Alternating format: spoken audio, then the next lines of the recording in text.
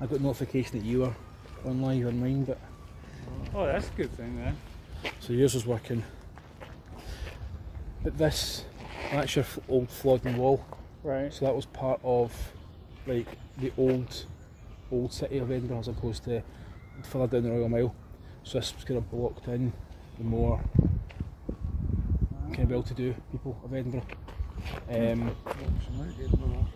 Scots. I'm working. Oh, there you go. It's working. So something's right. There you go. Cool. Okay, that works. Grand. Okay. Thank you. So yes, this graveyard was actually partly up. Oh, the squirrel. There you go. So if memory serves me right, they had to split some of the graves from the old city to the new side, I think. So this is a bit of a mix because of the Flodden wall. Right. And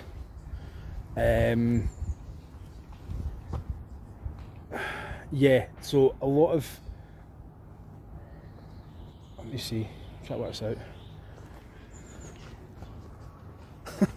Cool graveyard, yeah, it's a cool graveyard, yes.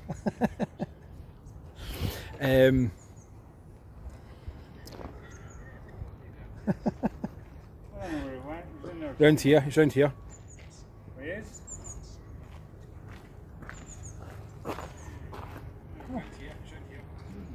Every time I come around, he runs away. No, I just...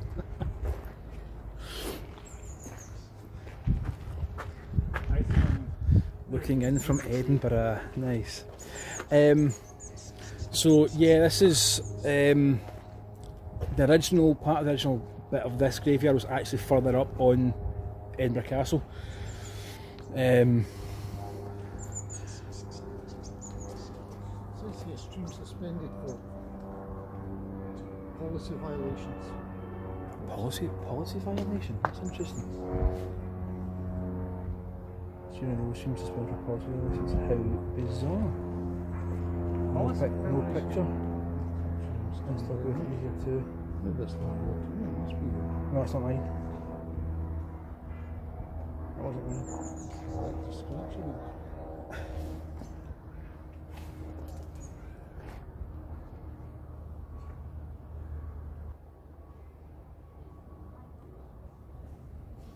We'll go around the front, I think we'll show you Is this where the Greyfriars Bobby is, yeah.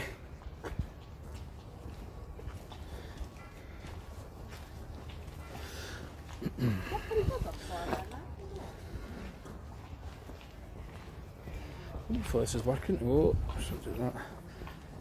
Extra weight on that. Okay. What's this?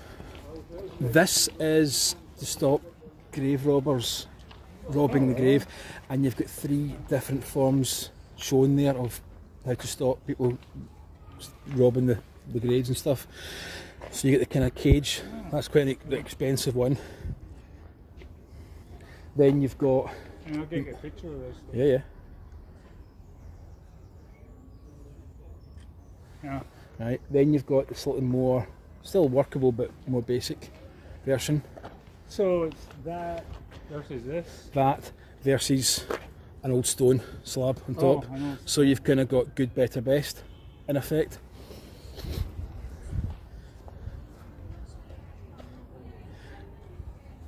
There you go, Duncan, there you go, Culloden. So he died, and so Duncan Forbes of Culloden, 1685 to 1747, Lord President of the Court of Session. So he had a title, and obviously he did something at Culloden. He fought in 1745 at Battle of Culloden. Come here. So yeah. And then there's this thing. And then there's this one. So these are cages put over graves to stop people robbing the graves, like the Burke and Hare idea. Right. Cool. So yeah, that's the better version. That's medium, and then if you've got stones on top, that's yeah, to stop. But go around. Oh, hi Theo, how you doing? Hello. Hope you have a nice day, mate. We're currently in Edinburgh. enjoy your day in Lochran. We will, yeah, I will. Good to have you here, mate. Basically, I did say, didn't I, on whenever it was Saturday? I did say on Saturday that I'd be doing something on Tuesday. So we are in Fairadina. The connection wasn't great, but the connection is now a bit better, I think. So we'll do a bit of a live walk. And there's Greyfriars Bobby. That's where he's buried. And his master is round the side. Greyfriars Bobby died the 14th of January 1872, aged 16 years. Let his loyalty and devotion be a lesson to us all. Erected by the Dog Aid Society of Scotland and unveiled by HRH, the Duke of Gloucester, on the 13th of May 1981. So that is Greyfriars Bobby, and his master died, I think he was 14 years at his master's grave. And people leave sticks for him.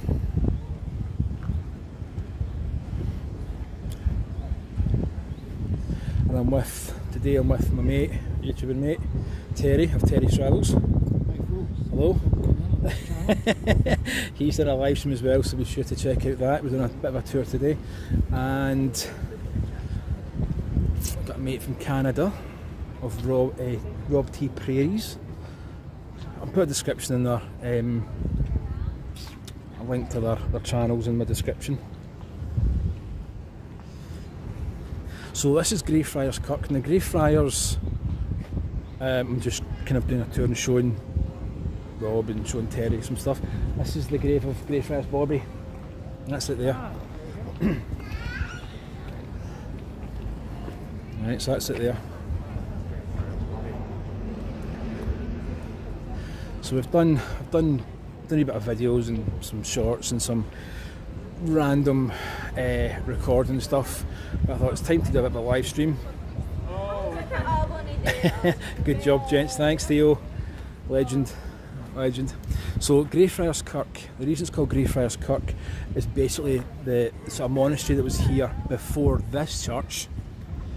It was the monks or the friars, and basically they wore grey, and it sounds ridiculous, but that's why it's called Greyfriars Kirk, because they wore grey robes and grey cloaks. Right, so it's not, I mean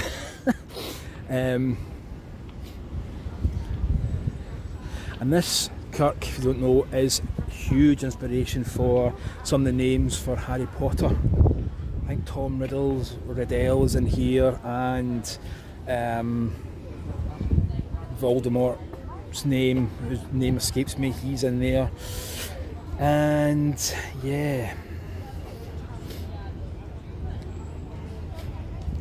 so you've got a map, and the one I always try and find is that one there, George Mackenzie, Bloody George.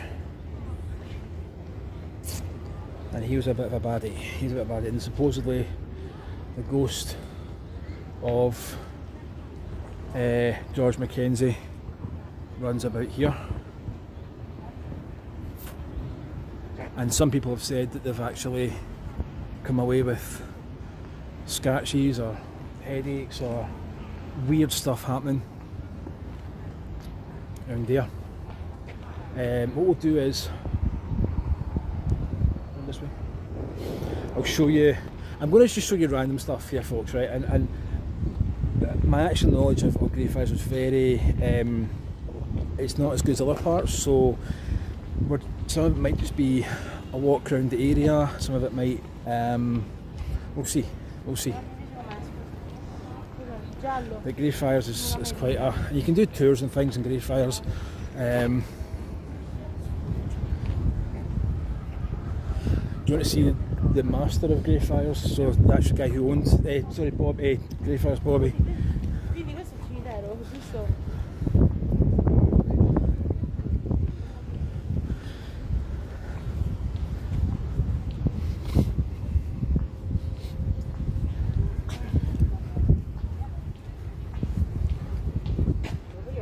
But this church is kind of, it's a lot plainer. There's not as much going on in the kirk itself because all the action technically is, I mean, look at some of these, you know, with to stop people getting at the, yeah, so to stop the people getting at graves or whatever, and tombs and what have you. Let me see. I'm trying to work out, I'm trying to remember where things are now.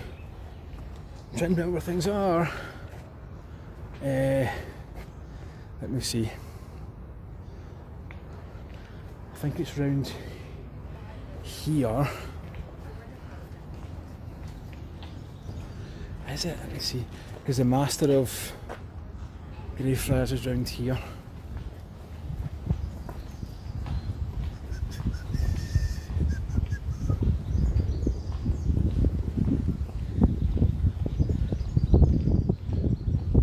Round there.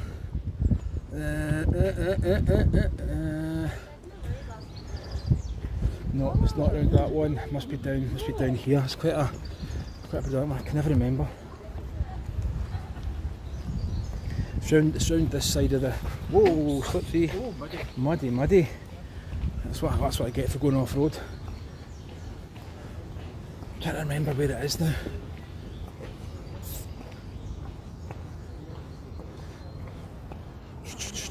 Let me see. It's round this side.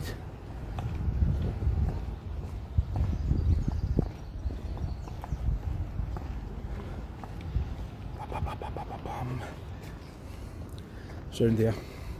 It's round here. That's where we want to go. That's where we want to go, folks. Give me some good vibes there, good vibes.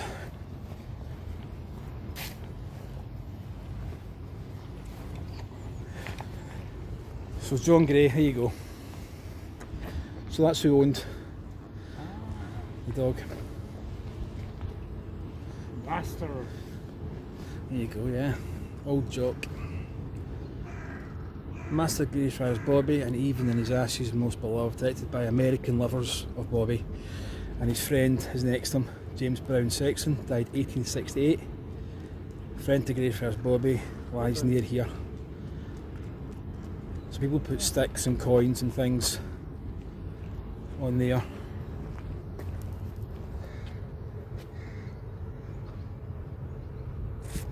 And he's got his pal next to him. So 1858, I say, the wee dog lay by his master's grave for I think it was like 12 or 14 years, something like that. It's like every day, and they couldn't move the dog, so they just kept bringing food and drink. The dog just lay at his master's grave for 10, and the dog died when he was 16. So yeah, it was a long time. It's like they've done movies and things of Greyfriars Bobby and stuff, but I don't know where he is. He might be around the front. We've lost Terry. He was up here. He was up there. So everybody goes to the front and maybe forgets a wee bit about what's up the side there. There's a guy in here called George Mackenzie as well. I can never remember where his tomb is, but he's called Bloody George, and supposedly the ghost of George Mackenzie roams free. And he was part of the Covenanters and did really some torturous things to the Covenanters. But the only thing I can find about him, it's, I'd say half decent, is he donated about 1,200 books of his collection to Scotland, which started the National Library of Scotland. So George Mackenzie was a bit of a rotter, but when he died, all his books went to... But he did something. He did, yeah.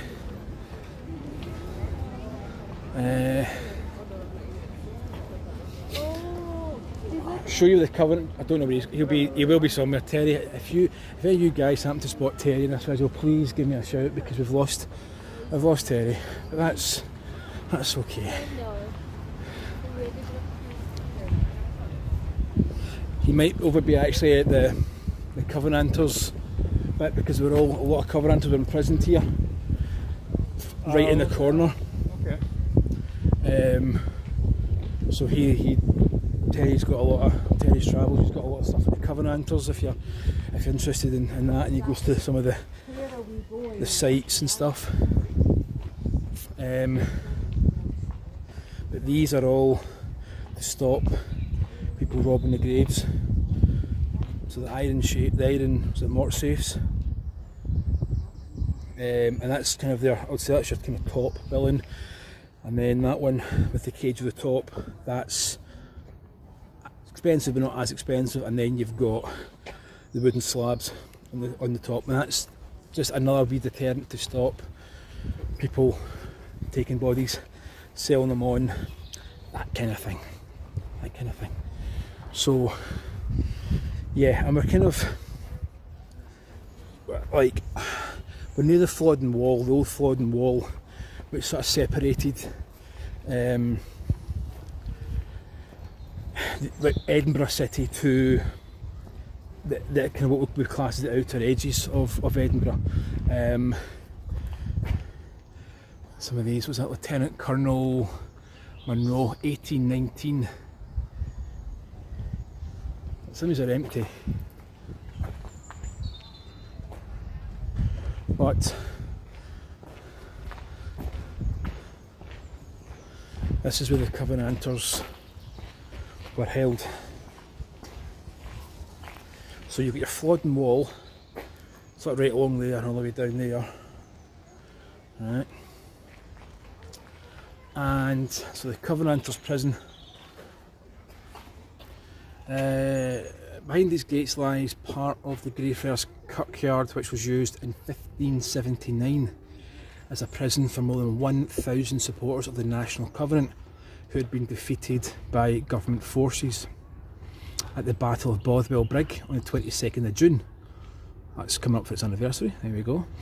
For more than 4 months these men were held here without any shelter, each man being allowed 14 ounces of bread a day.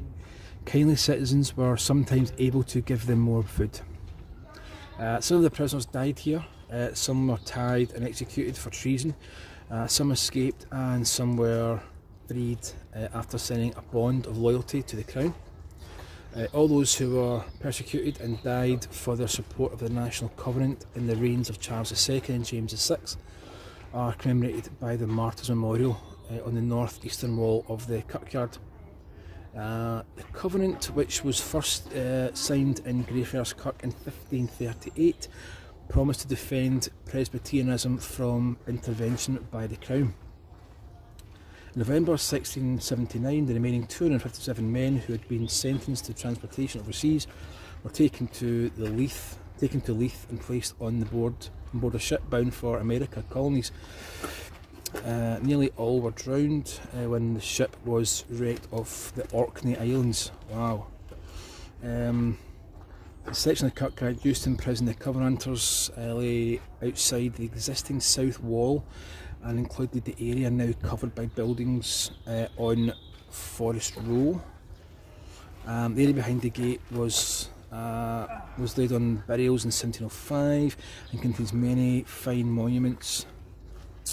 But these did not exist at the time of the prison. This plaque has been provided by the Greyfriars Kirkyard Trust with the support of the Scottish Covenanter Memorial Association. So, yeah, 1500s, the Covenant, and Terry's Travels Channels has got a lot about the Covenanters, but 1,000 men were imprisoned down there.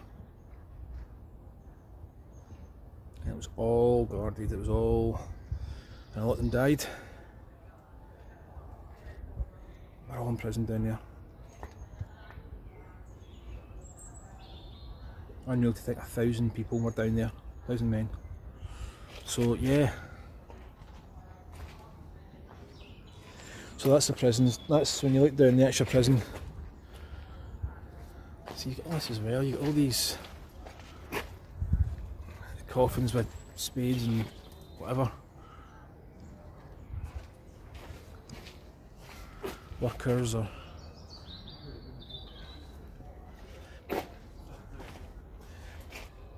I wonder if they actually do tours in there. I'm not sure about this part of the Kirk. We'll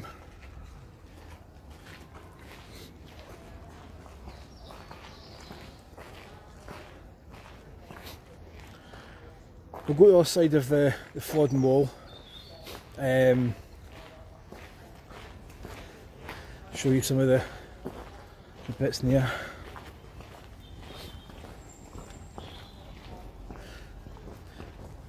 So this is probably a lot higher as well, that wall. Right.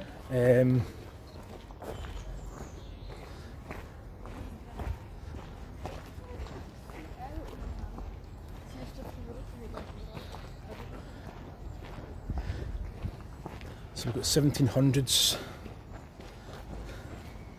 And I've probably shown you this before, but that there is Sir Walter Scott's dad's grave right there. Doesn't look like much, unless you get Scott Monument, which is pretty predominant on the skyline. I think he's died in Dumfries, I think. Maybe he's down in London. But his dad is certainly there.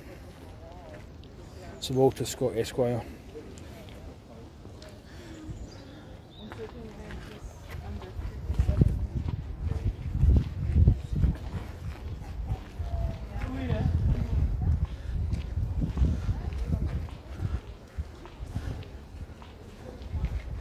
And a lot of the names on these headstones and graves, and they were all, some of them were used for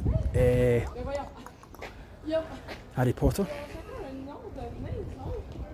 So then you've got William McGonagall.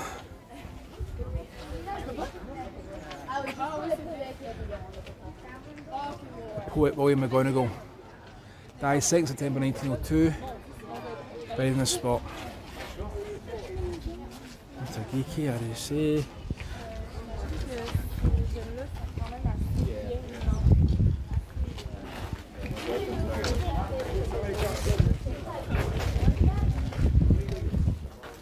So hopefully the signal's still good. One more place of a gate.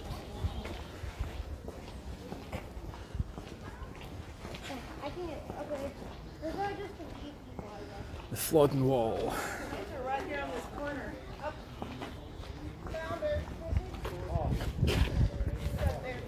Old Edinburgh. So yeah, I mean it's one of these places where you kind of try and find a few select people, look into their history, see what they're all about.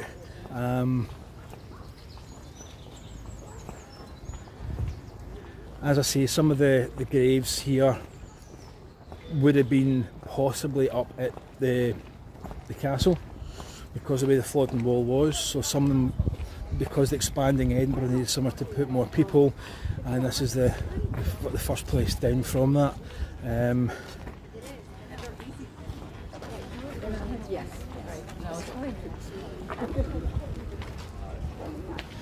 But some of these, what we're looking for, we're looking for a Terry. Is what we're looking for actually. I wonder where he's gone.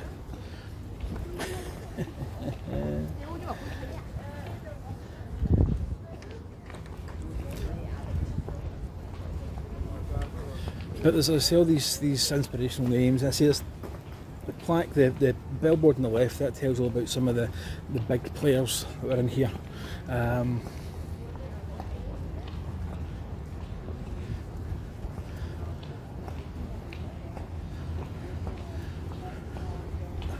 Where is that boy going? Maybe you have the Great Fires itself inside. You've me all around there. We have, as we've done. Where else could he be? Where else could he be? Oh! Judo! Found him! You across, did you? Ah, right, okay. I thought, I was going to try inside the church next. Did you go inside? No, we went up to the Covenanters prison. Ah, right. Up the top corner.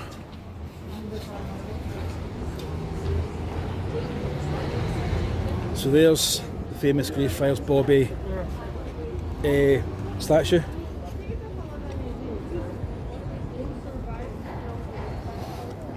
People tend to rub his nose for good luck, but you're not supposed to. It's not good to do that because it costs the council. That is poor council. There you go. Where is it? Oh, it's here. Is it there? Oh, That's the famous. oh, Yeah, there you go. Huh? Yeah. Yeah, thought it was bigger actually.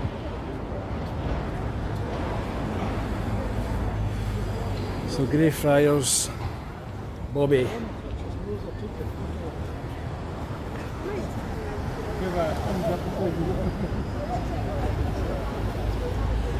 You're not supposed to touch his nose.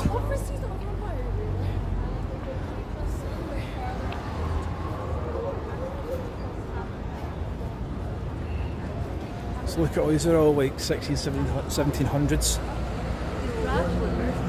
And you've got Greyfriars pub. Of course there's a pub.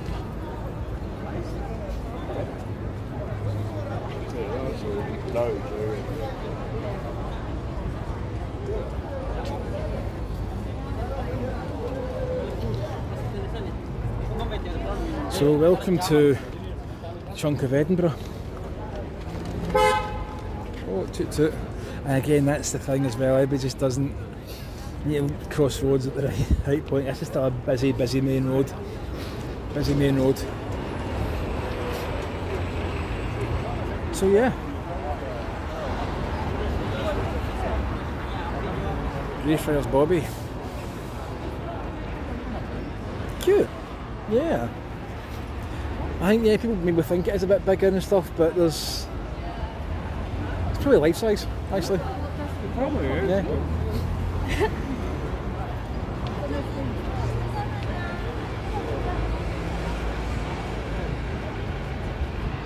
So we're actually just going for a bit of a wander, showing. What are we up to now? I think we will hit. I think we'll Royal Mile it. Let me see. I think that's the plan.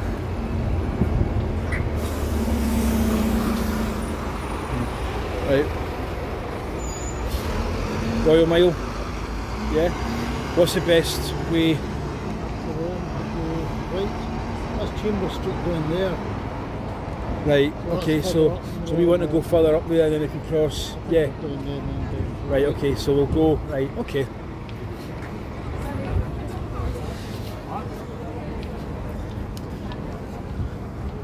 Well, that's the nice thing. Everything's just relatively accessible within walking distance Yeah. of it, you know. So.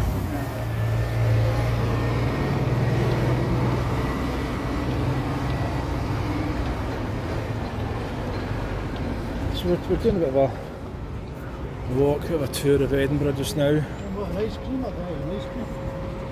I don't know, do you want ice cream? That wouldn't be Yeah. a bad thing.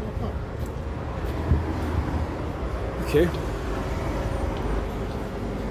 Let's see what's out. Let's have a look from outside here. Oh, ice cream. What do you think, folks? What do you think? Strawberry cheesecake, salted pistachio, Greek yogurt, apricot, oofed, cookies and cream, chocolate chips, oh, peanut brownie. What are you having? What are you thinking?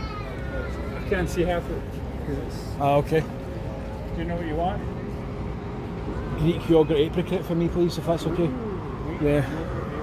Yeah. So there we go. There we go. We're going to get a bit of ice cream. It's a sunny day.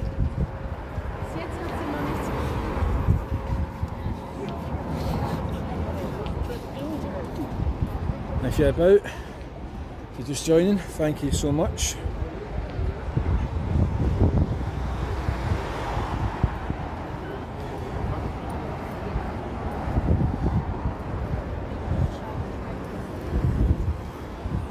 And there's loads of different tours you can do, there's loads of different walks, and like we've just done basically like a whistle stop. I know chunks of Edinburgh, and I'm sort of learning so much about history, and see Rob's over from Canada, so go check his channel out. Got Terry from Terry's Travels, and yeah. It's a vibe. It's an absolute vibe. I'll be Greyfriars.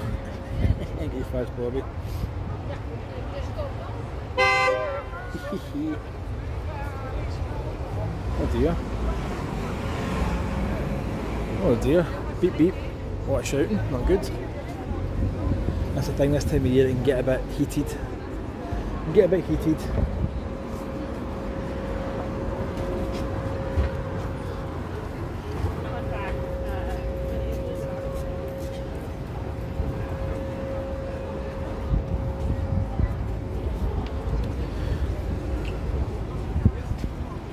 So that building, oh, trying to get away from people. We'll pass it I think as we go up, but that building just there, that's the National Library for Scotland. Now, if you caught earlier, George Mackenzie, Bloody George, is buried in Greyfriars Kirk, and he was one of the guys who imprisoned some of the Covenanters, and you saw earlier 1,000 Covenanters were imprisoned and actually put into Greyfriars Kirkyard, and they were put away there. But when he died, he donated about, I think it was 1,200 books, 1,500 books, and donated it to the people of Scotland. And from there you had the National Library of Scotland, which now wasn't its original destination, but that at the top of the road there, that is where all those books are. So for soul history books or heritage or anything, the National Library of Scotland holds a huge amount of information.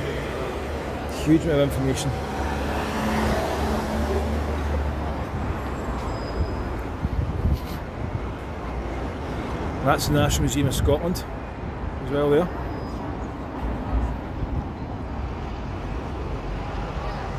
Glasgow, for museums in Glasgow, Glasgow's free.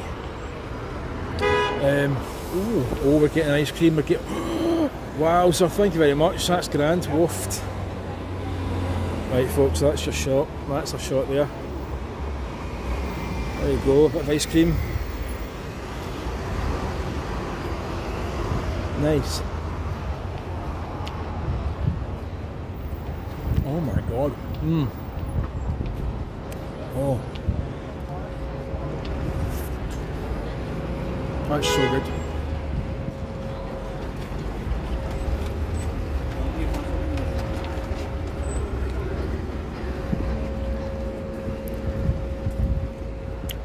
Apologies, I'm just eating ice cream. So yeah, we're just on a chill walk around Edinburgh, seeing some things. Just waiting for some ice cream to come out.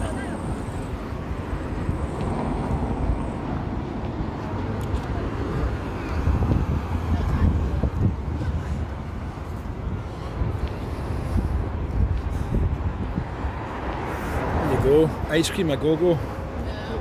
There we go, nice.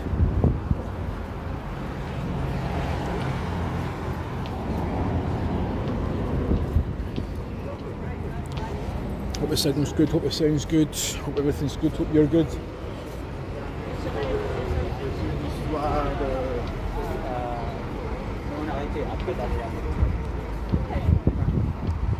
There's a pub here, sometimes there's quite a lot of people.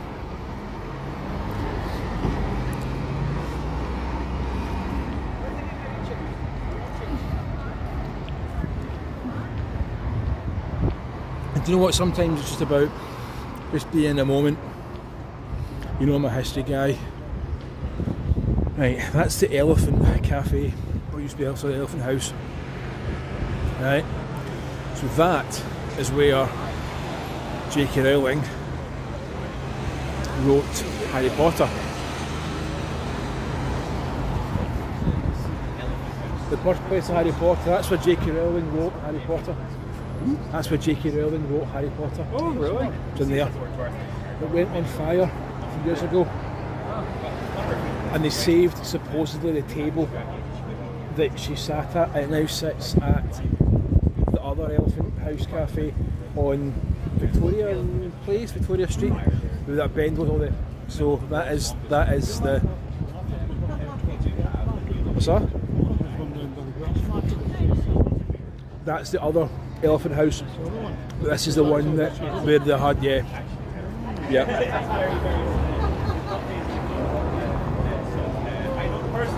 But it's been completely gutted with the fire.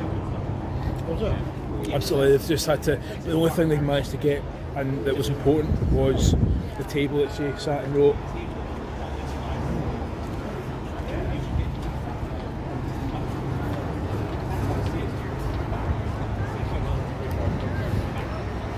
The place is brilliant, and just everything, there's always something like.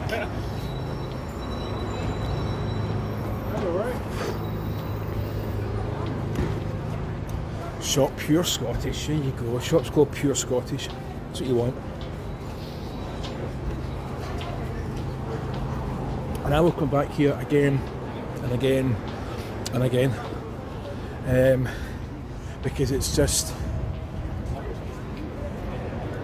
It's out of this world. It is. It's truly out of this world.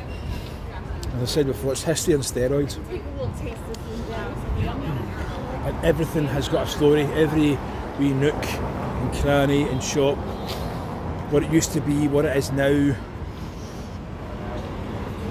And it always makes me think about my area, not everybody else's local area, their city or towns. Do we all know about where, where our towns and cities are and who the characters and people were?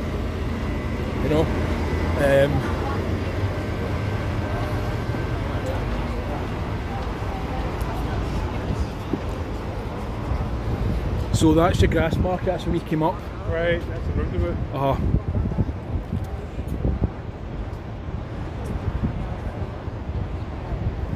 So all this area was kind of gated and walled and things to let the flow of cattle or markets or whatever happen.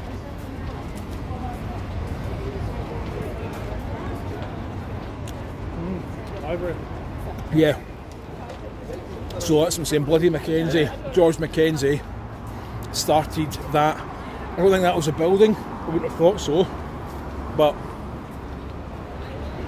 look at this thing, the bike. Yeah. Going fast.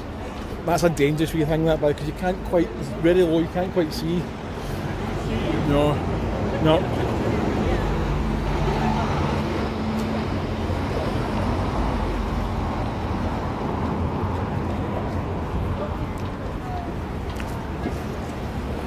Right, we'll zoom in those up here, I think.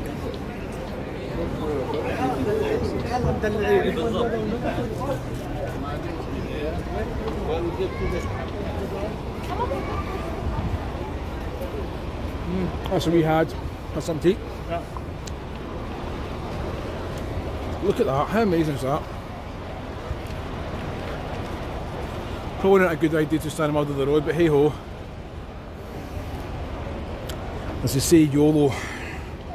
You only live once. YOLO.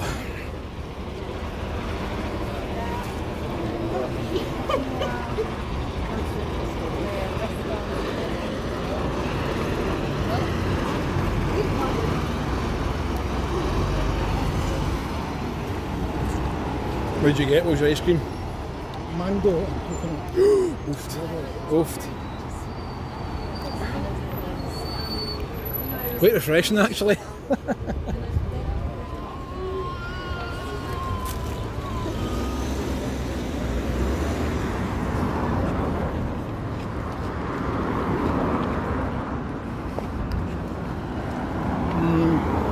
Well, there we go. Go.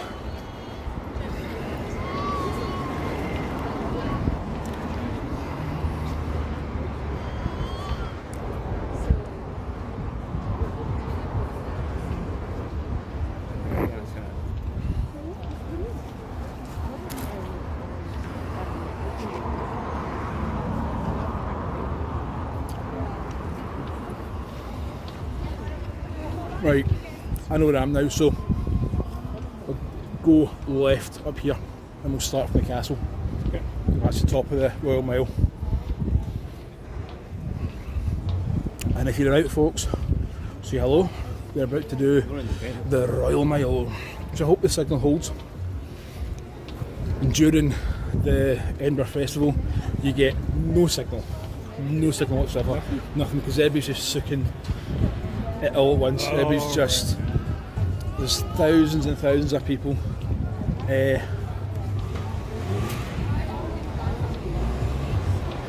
your High Court. When people see the statue, I can't mind who he is. When people touch his toes, and he actually hated people touching his toes in real life. So people now, and that's why his toes are all gold. Oh, there's always a story. No. So we'll go, I'll tell you about Deacon Brodie's Tavern. And this is getting up the Royal Mile now. So we're going to start at the castle. And the Royal Mile is actually a bit longer than a mile. It's not, I thought it's like, I think it's 200 or 300 yards longer than a mile. It's a Scots mile. Oh.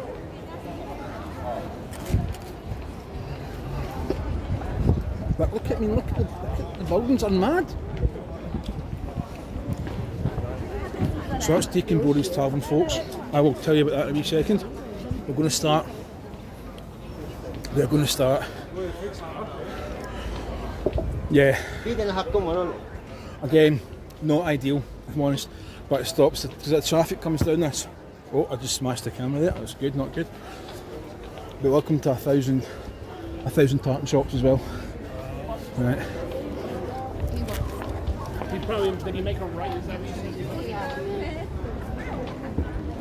Deacon Brodie's house. Deacon Brodie's got a story behind him.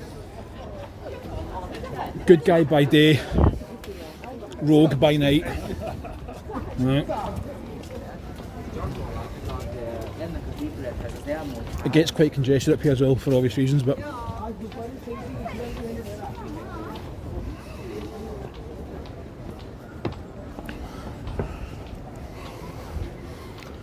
if you're about, folks, say hello. Hope the signal's good, hope the sound's good. We're rocking and rolling, doing our thing, and we're in Edinburgh. I'm currently just eating ice cream, so you might hear me chew.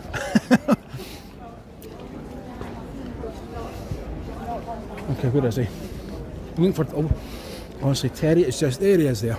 There he is there. Right, so, everything from, I would say, Deacon Brodie's Tavern up was all walled. Right, so this was all for more affluent people. It was the inner city of Edinburgh. Right. The Cowgate round the bottom, down where the Holyrood is down the bottom, that was all another part. It wasn't in the inner city. This is the inner city of Edinburgh, all the old from like 1600s. The gates were up until about the I think it was late 1700s. This is all the filming that's going on. This is all for the movie. What's that? Oh, this stuff? This is all for filming. Now they're actually filming in Edinburgh just now. This is all the filming that's going on just now for a film called Ghostwriter. It's a J.J. Abrams movie and it stars Samuel L. Jackson. Here's some of the props for the movie.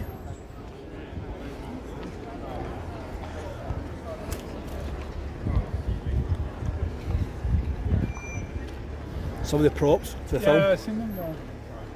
What's the movie called? Ghostwriter. It's got Samuel L. Jackson in it, so I don't know if he's coming, but certainly. Snap through here, folks.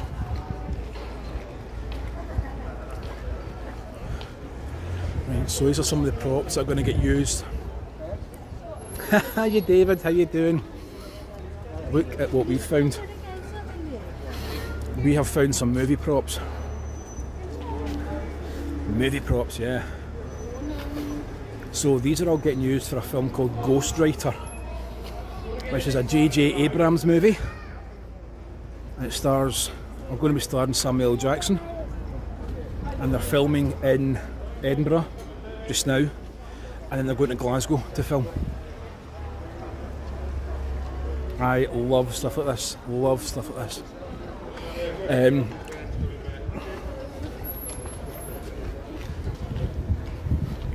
Right, so Terry's with me, I've got Rob with me, I've got David on. David's on, yeah. Yeah, David. It's there you go. There you go. David, got Rob, and I've got Terry here, and we're just doing Edinburgh. That's the run. We've just been to Greyfriars Kirk. I've done. I'm currently finishing the ice cream off, folks. Was it a tiny ice cream? No, it's not. It was a brilliant ice cream. So we're going to go up here, and I'll tell you some mad history as well. Something people might not know, and we'll see how we get on. Are you ready for a tour of the Royal Mile, folks, once we get to the castle? You all ready?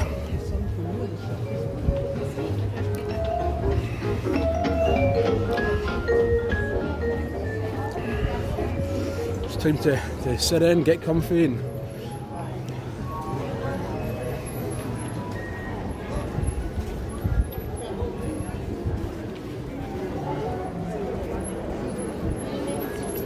right, so it's Terry and Rob coming up.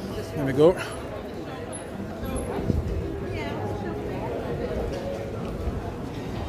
Want to go in there? Camera obscura. Sorry. Keep your head up. I just bumped into me. You have to look to where you're going.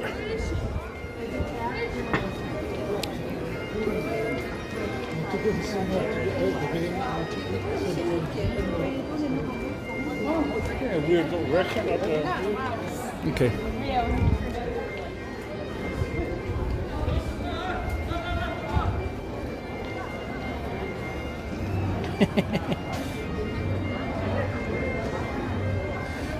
Isn't that a weird effect?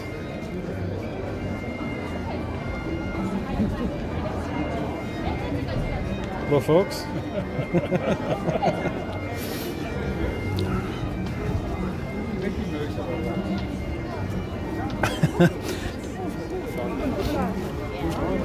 But you do have to be very aware of people, and everybody wants to go into the castle and stuff. The castle, I think, is about £35 now, I think, to get in. If you're a member of Scottish Heritage or Scottish Trust or those kind of places, you can get in for free, I think.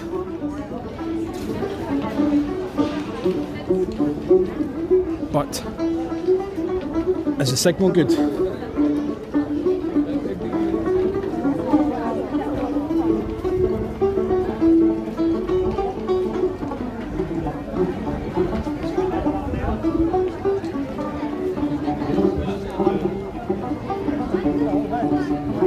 Captain Pugwash. Effective.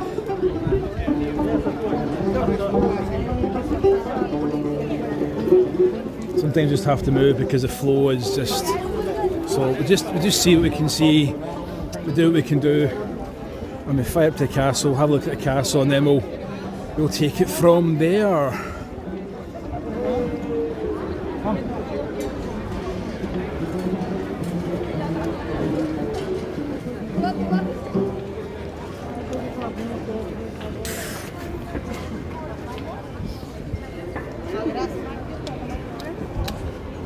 Guys, could you move out of the way? There's a car.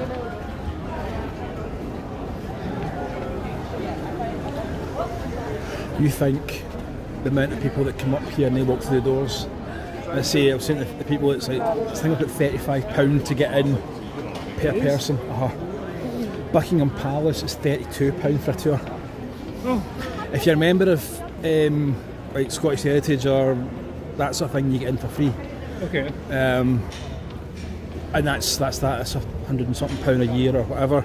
So if you're going to get something like that, you've got to make sure that you're going to use it, kind of thing. Stirling Castle, I think it's about £25 to get into Stirling. I know. I just get. But do you think, like, what happens in August when people come for the fringe. Right. It's tenfold. Yeah. But this is, see all your, I mean, I think this is amazing. To think that what you see in a military tattoo, it looks big, it looks vast, you've got 100 guys it's giving it just one, this little bit. and it's just this wee bit. That's it. You're right, it does look big when you look at it. It looks so much more.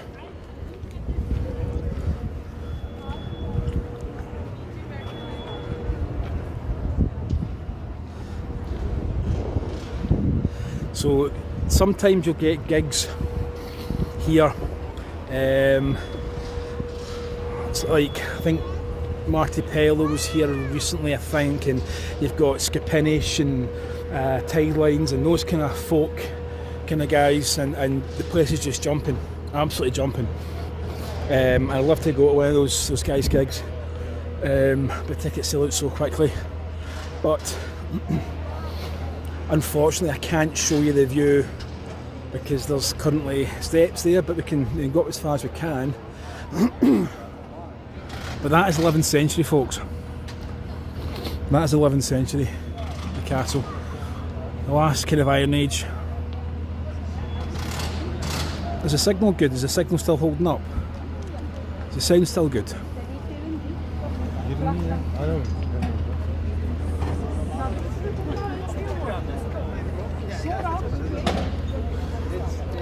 Alright.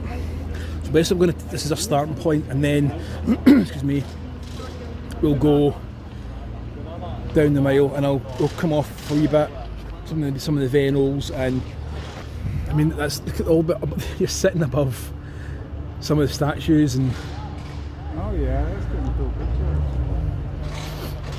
I mean he's behind a cage. What's he ever done? You know, like. But you got, is that Bruce and Wallace either side?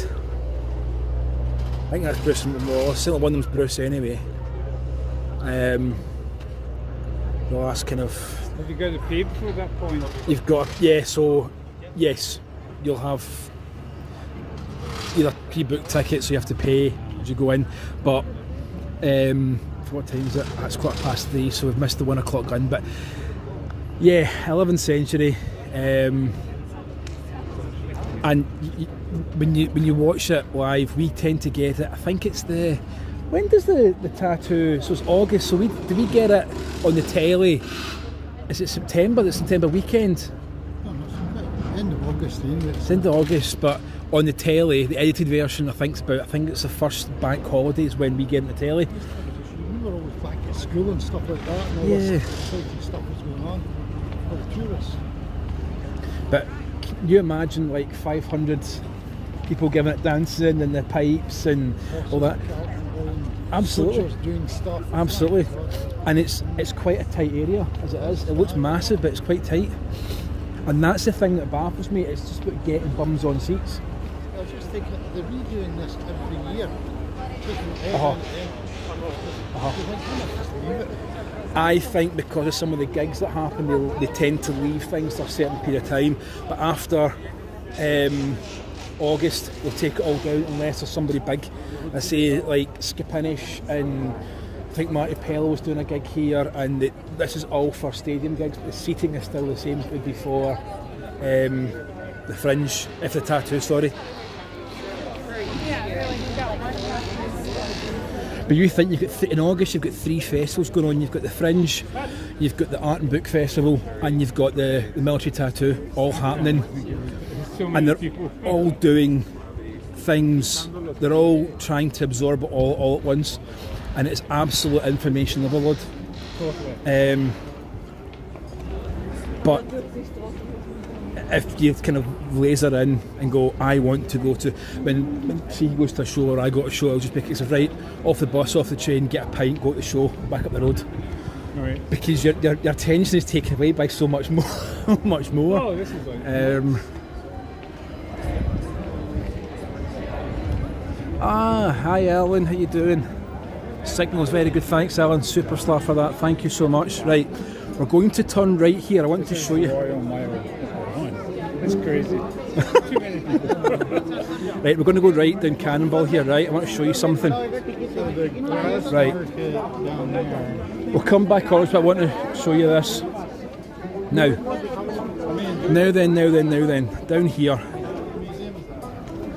This is Cannonball because, where is it? There's actually a cannonball in the side of the building. Let's tuck ourselves in here, let's see if we can find this sodding thing. There we go.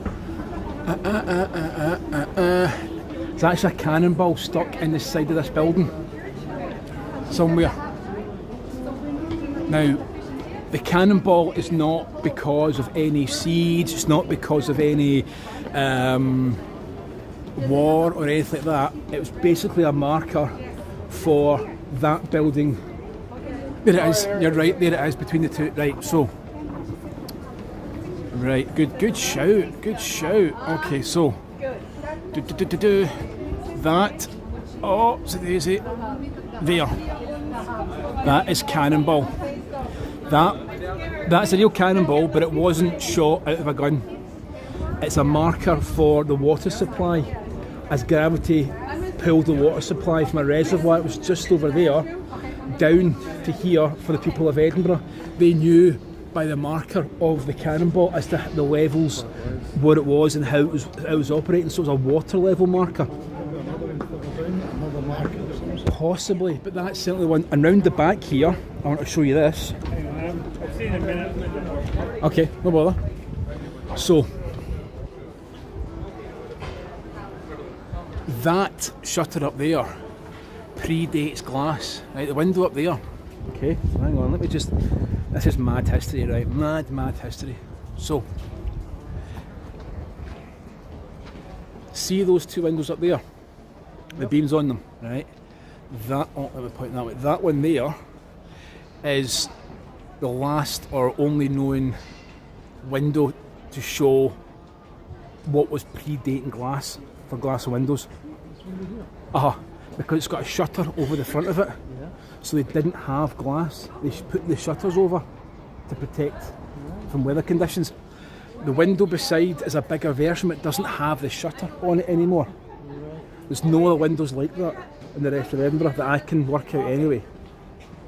So the shutters, it's the last shutter to show how.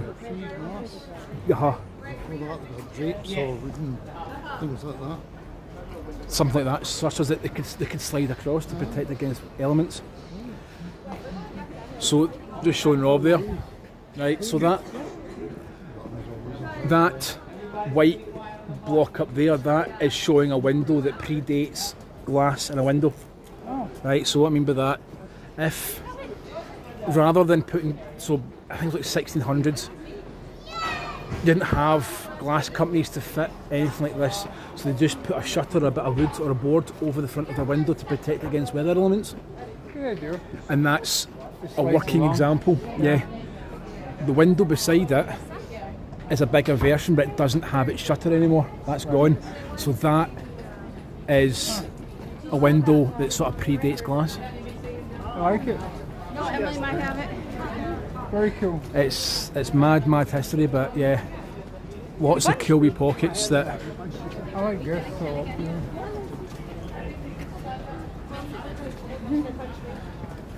So we're back up there. We're heading. So we're going to keep going down the mile. It's a Royal Mile tour. Cool, that's fine. No worries. She came, my daughter was going. Yeah. I found her friends. God. I'm going to jump up there, everybody. So that is Cannonball House with the cannonball on the side. So yeah, your cannonball's up. I've lost it now.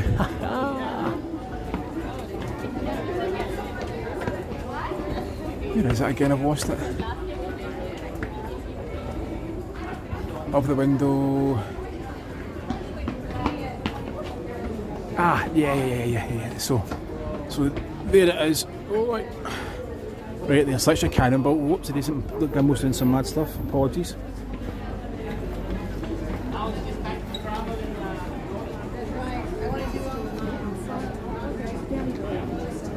And if it's going to have to reset a little bit here. Hang on.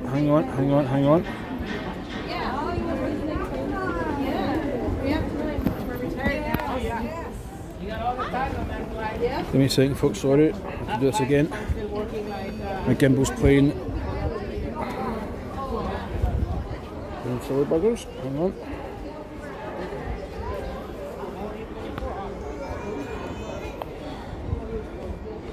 Okay, apologies. We're going to go that right. Okay, sorry. Okay, there we go. There we go. Right, so we're back. I think we're back. Just a bit of a mare. Terry. He's going walking in. So Cannonball Restaurant and Bar, because the Cannonball is up there. It's all about watermarks and the gravity of pool as a marker more than anything. Okay. So every side, every corner. Totally.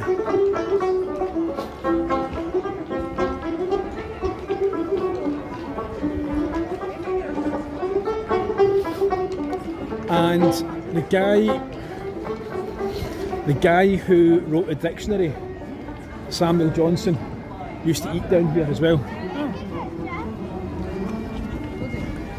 Right.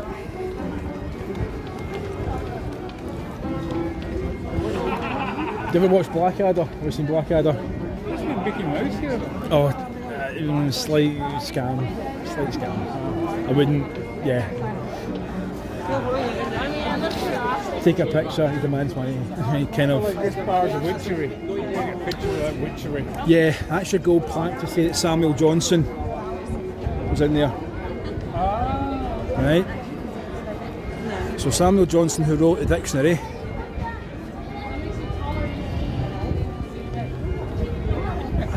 and people know the dictionary.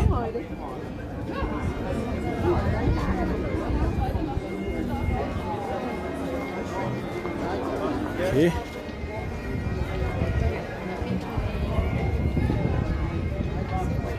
So James Boswell, we go 1740 to 1785, and Dr. Samuel Johnson 1709 to 1784 are reputed to have met and dined in this building around 1770. James Boswell, the Scots writer and acclaimed for a literary classic Life of Johnson, a biography of illustrations. Friend Dr. Samuel Johnson, the learned scholar, philosopher and elite. I think that is critic. So Samuel Johnson, who wrote the dictionary, dined in there. Boswell's Court. Okay. Random Mickey Mouse. Oil.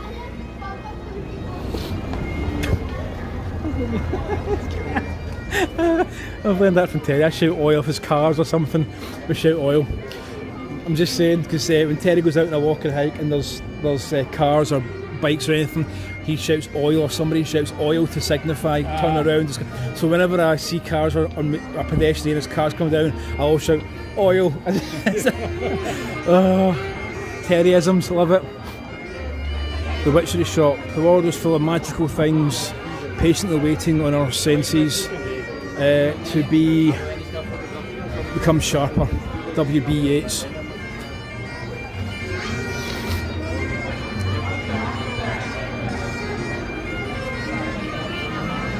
Always close.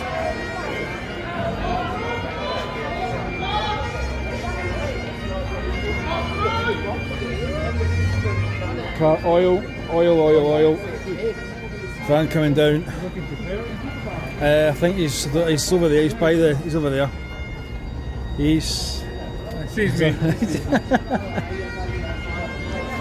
But they say they are doing a lot of filming and stuff as well. So this is still a road. This is still a road, technically.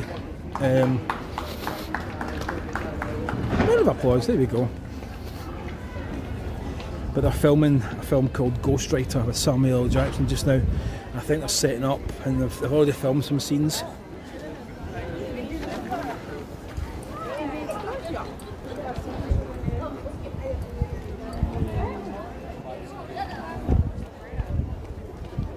So it looks like they're going to be filming in there.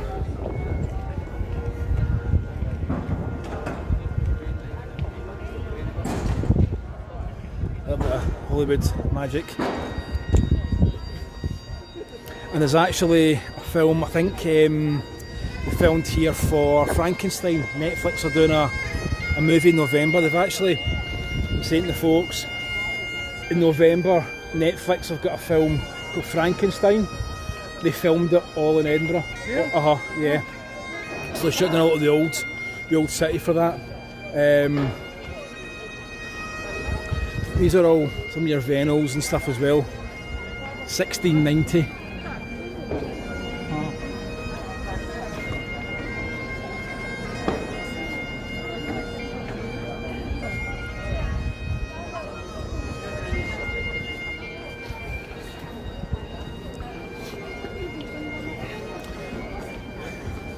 James Court.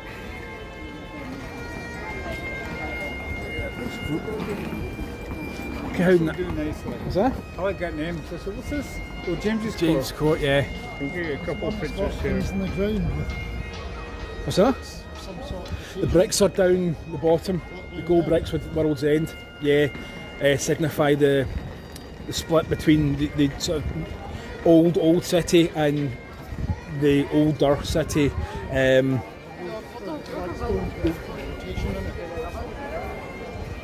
Oh no, that's Writers. No, that's Writers one.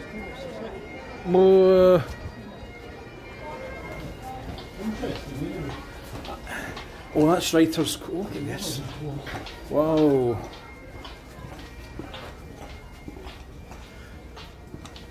The bagpipes are good, aren't they, David? The bagpipes are fantastic. Is this? This is the. It's nice. Look at all this. This is, and you can come off these and you can get a bit of a respite and just chill.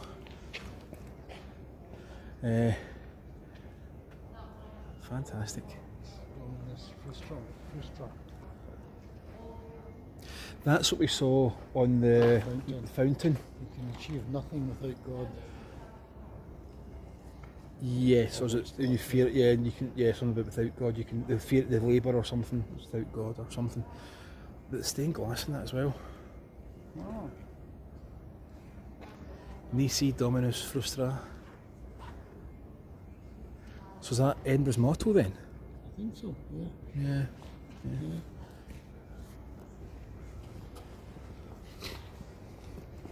So all these Venals, all these offshoots, and sometimes it can actually be nice, a nice reprieve actually. Look how narrow and things are. It's all. Yeah, you couldn't even straight lines out. No. Look at this. It's so mad.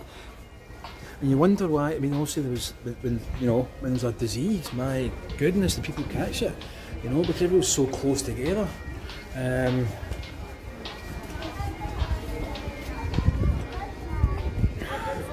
James Court. Let's go with the float.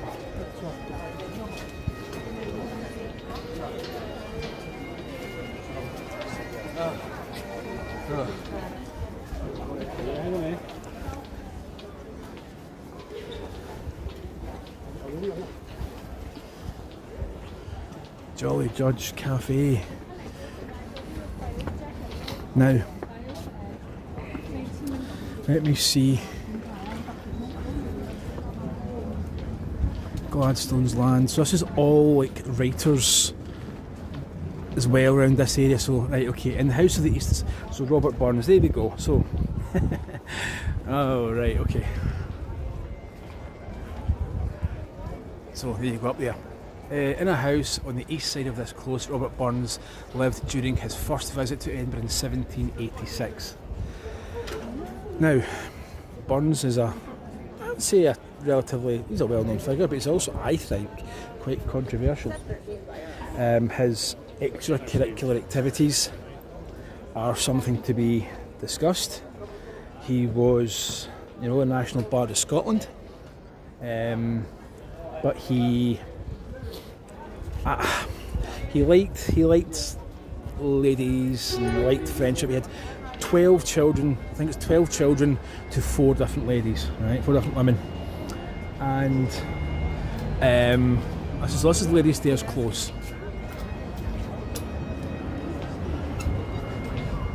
Okay, and some Jean Brodie was the love of his life, and then there was Highland Mary, who was his love of his life, and there was, I think, one called Agnes, I think, as well, who was the love of his life, but he didn't supposedly involve himself too much with Agnes, but they say he wrote a fond kiss for Agnes. Yes, this is the Writer's Close. You're right, David. Spot on. I remember something in that, yes. So, the Writers' Museum. Robert Louis Stevenson displays. Fear the Lord and depart from evil. Now, Robert Louis Stevenson, kidnapped, all those kind of things. I think I'm going to do at some point, I'm going to do a video on his cousin. You go, why his cousin? Why his cousin? Well, to give you a kind of brief, very quick on Robert Louis Stevenson's cousin, it's a man called Daniel Macaulay Stevenson. Okay. And Daniel Macaulay Stevenson was a Lord Provost of Glasgow. And he lived in the West End of Glasgow, and he donated then, again, I am atrocious with my dates, but I think it's around the 1800s, mid 1800s, he donated £1 million to people of Glasgow. Let's look at this. This tree was planted by Edinburgh Women's Citizen Association on the 14th of December 1973. Okay. Daniel Macaulay Stevenson, I didn't know I was going to be talking about him. I should have put a picture up of him. His painting is in the City Chambers. He donated £1 million, loads of books, loads of kind of antiques and all that to people of Glasgow. And I don't think anybody really knows what happened to that money and what happened to that stuff. Now, I know the house very well that he lived in. And Daniel Macaulay Stevenson is a bit of an unsung hero in Glasgow, if I'm honest. So, yeah, the house that he lived in, they latterly turned part of the house into the Salvation Army for expectant mothers. And there was a lot of tragedy that went on in the house because of various things that went on with regards to, you know, women that are pregnant and out of wedlock and right. So not good stuff. But the fact is that Daniel Macaulay Stevenson didn't know that at the time, but he did that, and he left the house to part of the Salvation Army and donated all that money and etc, etc. So yeah, that's his cousin. But that's Robert Louis Stevenson's cousin I was talking about. Anyway, moving on. So we've got some sayings here. We've got some quotes. The sea trembles voiceless. It is the rare moment when a word is sought. George Bruce. W.S. Graham. What is the language using us for? We use language, but... Oh, Lady Curus. Been to Curus? Though tyrants threat, the lions rage and roar, defy them all and fear not to win out. Elizabeth Melville, Lady Curus, 1857 to 1640. What's that one? I care to live only to entice people to look at nature's loveliness. John Muir. Oh, John Muir, 1838 to 1914. And if you remember, my Helensburgh walk, Terry and me did part of the John Muir Way. The very end part of the John Muir Way. So this is the Writers' Museum. And Robert Burns lived here and all that kind of stuff. So all the quotes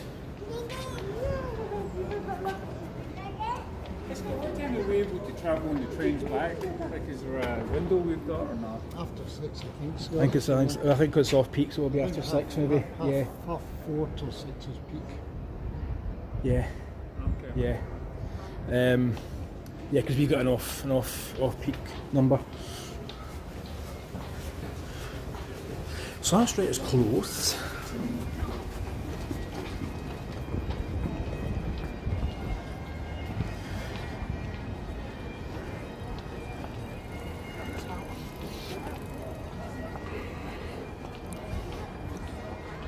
It's all the heads up there as well. What's the heads? There we go. Oh, to the haggis. Yes, Burns did though. Yes, that's a chieftain of the pudding race. Yeah. So, Deacon Brodie's Tavern. Deacon Brodie. You get the wind against you on the cycle. Now what we're looking for here, so Deacon Brodie, right? Deacon Brodie tells you around there who Deacon Brodie was. Okay.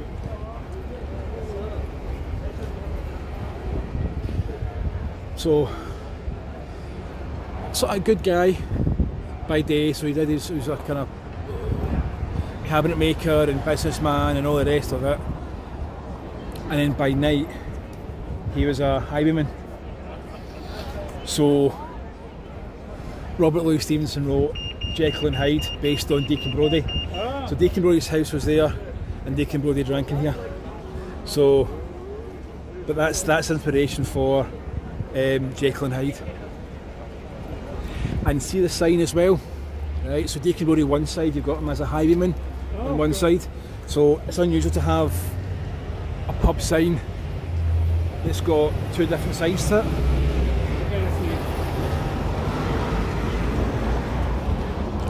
So Deacon Brodie, so if you look at either side, you've got two different sides to the sign.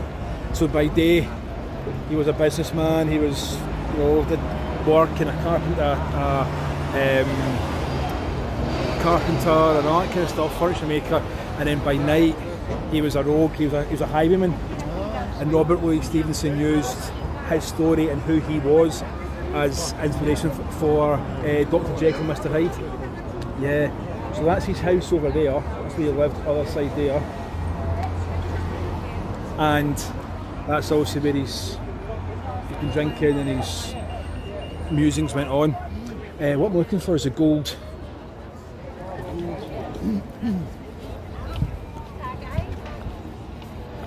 Because the World's End.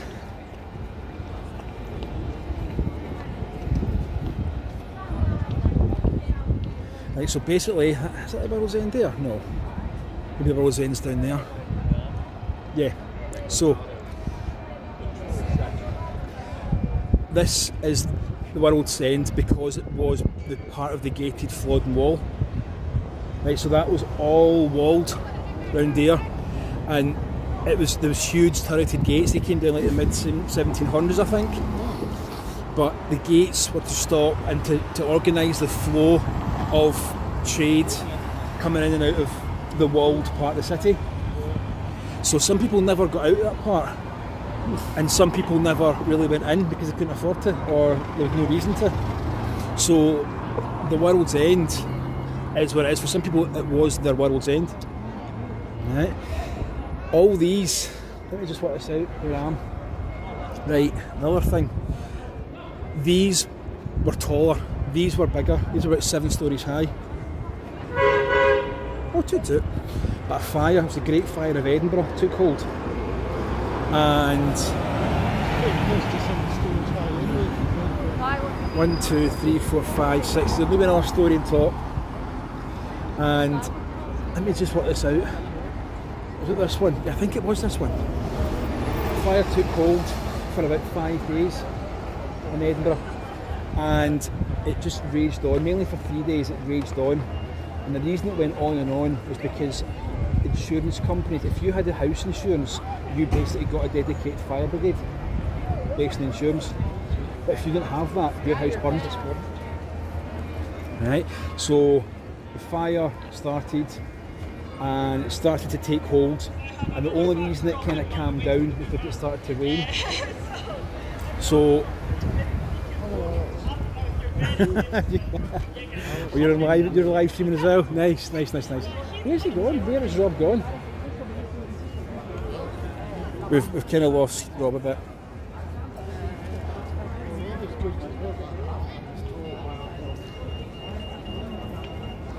So we're coming down to St Giles here, but that's a story. So the guy who, let me see, where are we? First started Edinburgh's municipal fire brigade is that guy there. It's Braidwood. I think his name's James Braidwood. Right, James Braidwood. There's Rob there. Right. And that's a statue of him in Edinburgh. I don't think I'm going to get to see it today, but that's the man there. So James Braidwood, and he was the first man to be put in charge of the fire brigade in Edinburgh. Because insurance companies, people are paying for basic house insurance to have a fire brigade. Now, we're going to struggle to get the other side here because obviously the filming's going on. If you look down here as well, you'll have the Heart of Midlothian. And the Heart of Midlothian, there it is here. Right, so the Heart of Midlothian, people spit on it because it was the door to the prison. People were executed and stuff. It was the door to the prison, the old prison in on the Royal Mile. So people used to spit on the prison door, and that was put to commemorate the prison. Right. The last execution in Edinburgh happened here as well. So that's the Heart of Midlothian. People tend to spit on that for good luck. Okay.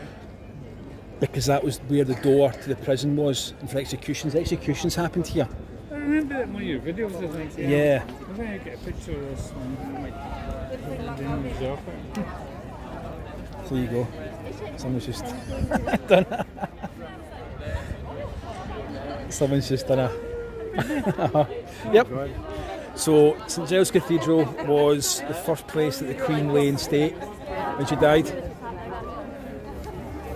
it's the architecture that just really gets me here. Right? Yeah, it's unbelievable. See, look at all this. This is all for the filming. Yeah, it's pretty. Very kind of gothic. It's very.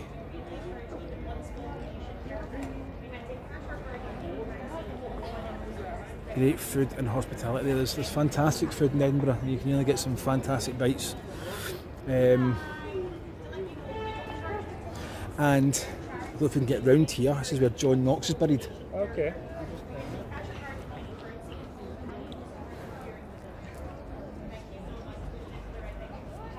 I'm kind of giving a lot of the game away here with regards to all these kind of pockets of interest, but I hope you're enjoying this, folks. Hope you're really enjoying. So St Giles Cathedral. This is where the Queen, when she died in Balmoral, the Queen lay in state for a few days. Queen Elizabeth II. So the queues were massive, and so the Queen came from Holyrood House at the bottom, and she came up here and she lay in state for 2 or 3 days up here first, and then she went down to London. She went down to right. Alex Salmond, the First Minister of Scotland, he was his funeral was held here as well. He had the proclaimers at his funeral, cap in hand. Just look at how tiny these doors are. Very narrow. Very, very narrow. Look at the windows as well. Oh, they're just, yeah. But I could be talking out of turn here, but some of the small windows, it probably would have been like a window tax or something. So the smaller your window, or maybe you didn't have a window, was because you were trying to... Yeah, keep the whole game of it. Now this is, if I get this rightly,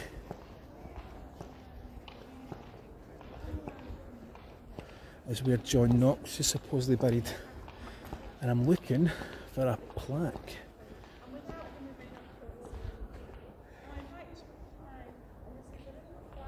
So John Knox was buried here.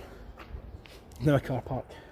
In a car park. And you think how big John Knox was with regards to the Reformation. He wasn't a fan of Mary Queen of Scots.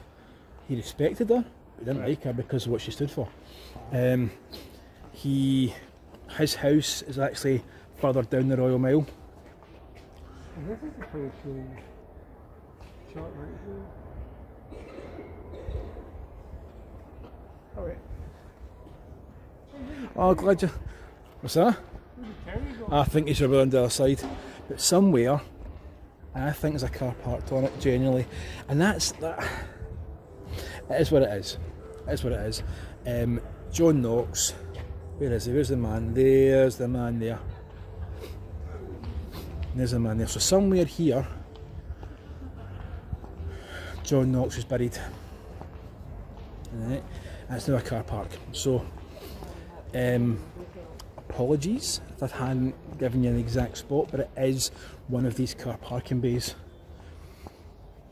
Oh, hang on, hold the fort. There we go, boom, there we go. There you go, folks, right there. The above stone marks the approximate site of the burial in St Giles graveyard of John Knox, the great Scottish divine who died the 24th November 1572. There you go. Or car parking lot number 23, folks. Number 23. So what we'll do is we'll put the man right there. Here lies John Knox. As I said, like him or hate him, he was very prolific in the Reformation and, you know, strong to his beliefs. He didn't particularly like Mary Queen of Scots and James and all this kind of, you know, for what they stood for. I think he respected her as a woman and what she was, a strong independent woman, but I don't think he wasn't a fan of her her political views or her royal views or whatever. So oh great, Alan, superb, thank you so much for joining. So yes, welcome to the approximate, so car parking lot 23. There you go.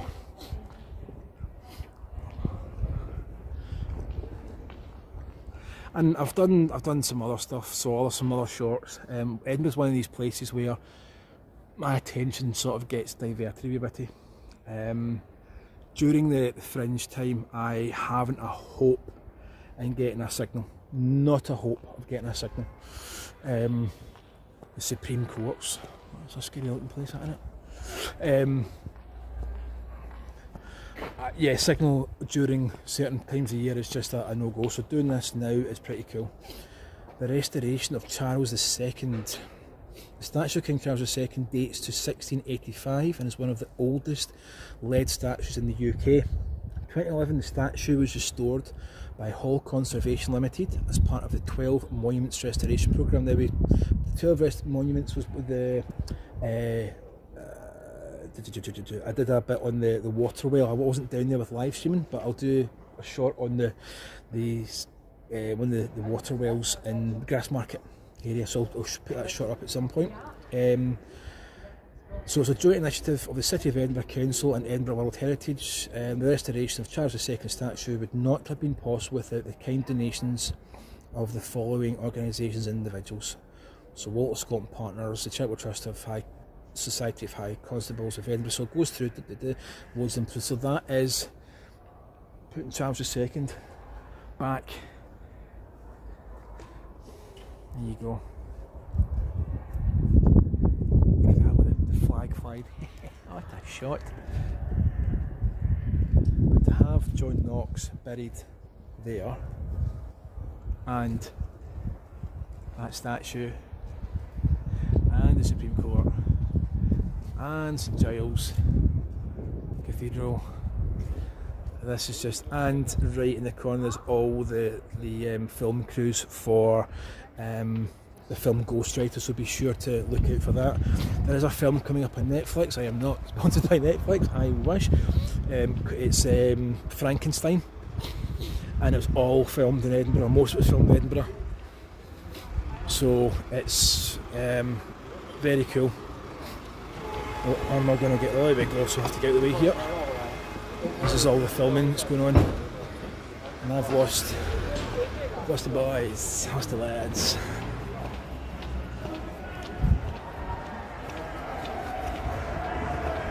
It's a bit of madness going on. Give him a wave.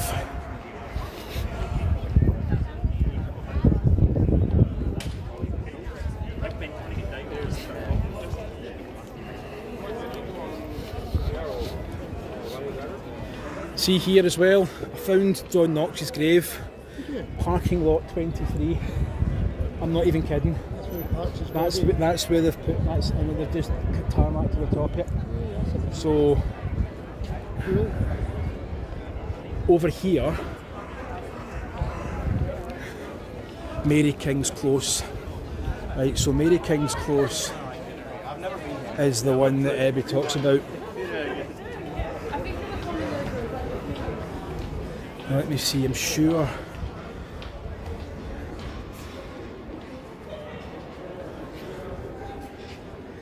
The handprints. So down here, we've got Ian Rankin's handprint, J.K. Rowling's, Sir Chris Hoy, and George Kerr. Goodness, must have powerful hands to slap into concrete or basalt like that. So how did they do it? They must have just used it and then taken the slab and put it in place.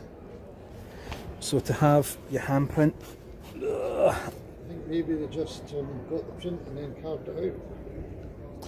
I wonder if it, not well, maybe. I think the handprint was done and they've cut the slab, so it's all been wet, and then they've cut like the. It's been a soft piece of material that hardened up. Yeah. So we've got J.K. Rowling, we've got Sir Chris Hoy, George Kerr, and the fabulous Ian Rankin. Who's George Kerr?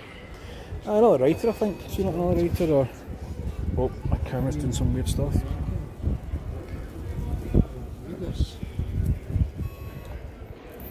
Oh, sorry folks, my camera's getting my battery must be on a mad. Oh. My battery's going in my gimbal. I think. There we go, sorry, apologies for that folks. Still watching my full and the signal has never cut. Good. So yeah, so this is the City Chambers. So this is the City Chambers. And you've seen stuff in Glasgow City Chambers. Look at the, I don't know if you can see that in there folks. That is chandeliers, look at the chandeliers. Wash job again. See the chandeliers? In there. So that's the City Chambers. In there.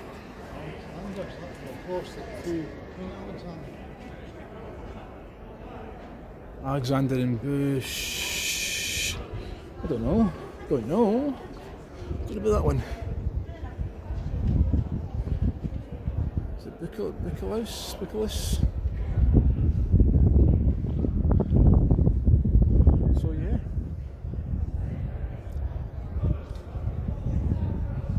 Edinburgh City Chambers. And see if find Rob again.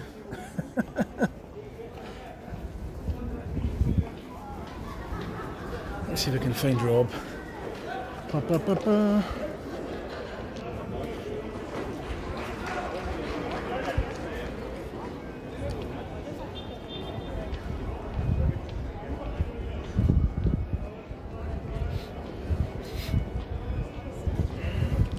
We've lost a member of the party.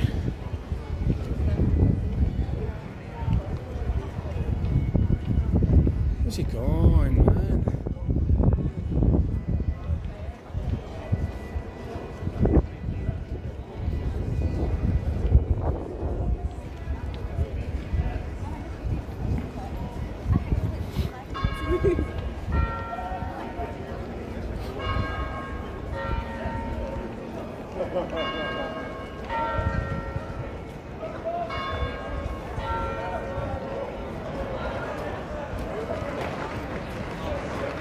Yes, it was just better. You're right, it was having a bit of fun with my camera. I don't know what it was doing.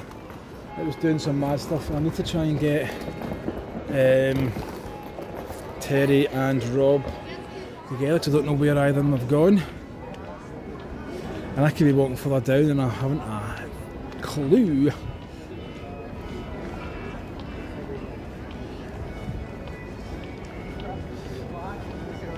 I haven't the foggiest where he's gone. Where's he going? Oh, that's not good. That's not good.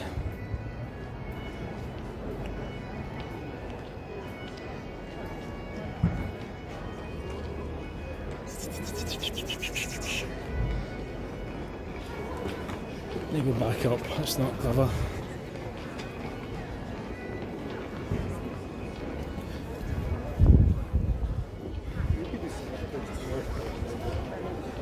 So that's the thing, trying to show everything all at once.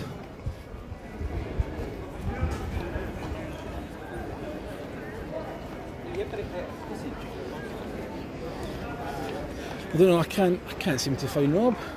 I don't know where Rob's going. He follows him there, man. No, I don't know where he's going. I'm looking for his... Oh no, where's he gone? Where's he gone?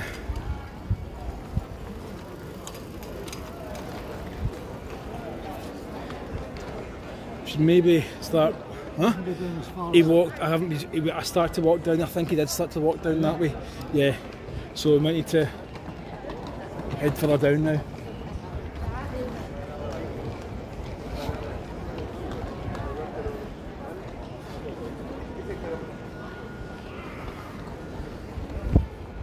Look for the man with a bright green or bright yellow hat.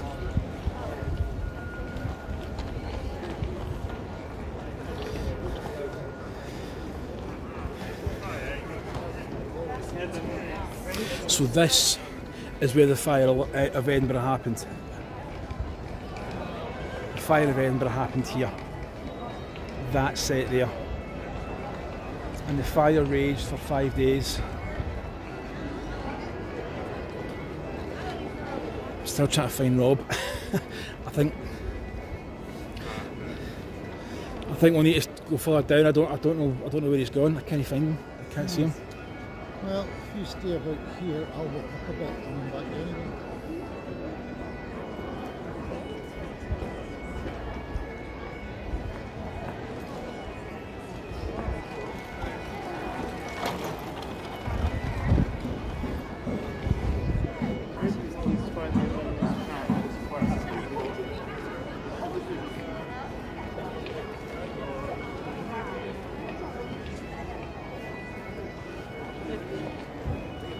So we've lost one of the party, but he will be about somewhere. He's about somewhere. Down these old vennels.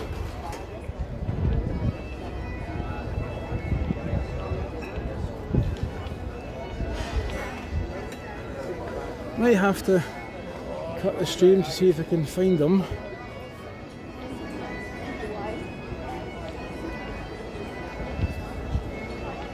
But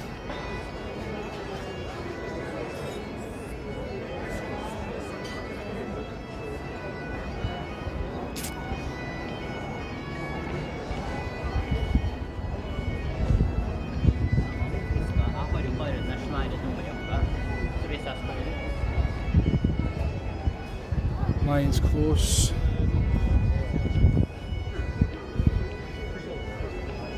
New assembly close.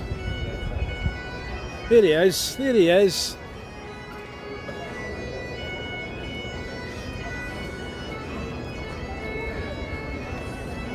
You right?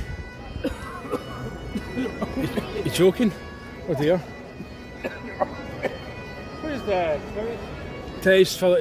We actually thought you'd gone north. We thought you'd going further up. You been down here? Or No, we were, yeah. So he's just slightly further up.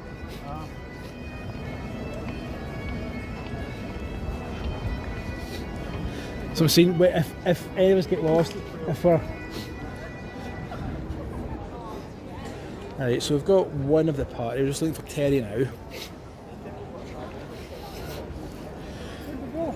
He's just further up there. He's further up here.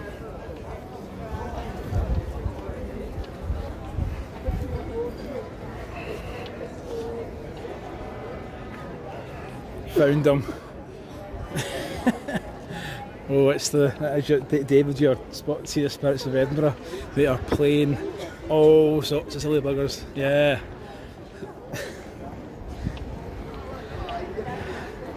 There we go. Got yourself. We're back. Yeah, we were. Oh no. So this is the area where the Great Fire of Edinburgh took hold. Right.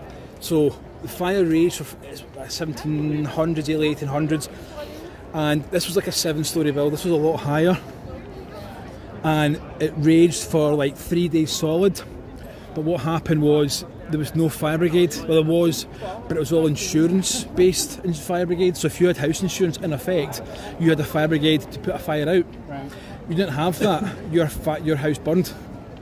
So all this started to go, and what they thought was it was going to start attacking St Giles. They didn't want St Giles to catch fire, so they started to put in place a fire brigade, a municipal fire brigade. And a guy called James Braidwood was the first fire marshal of the first municipal in Edinburgh. And the problem that so much of this was lost was because everybody thought they were in charge, and nobody was in charge, because all the insurance companies were fighting amongst themselves as to who was going to put the fire out. So all these here were all ravaged, which is why you've got some new facades, you've got paint jobs, and they were a lot higher as well.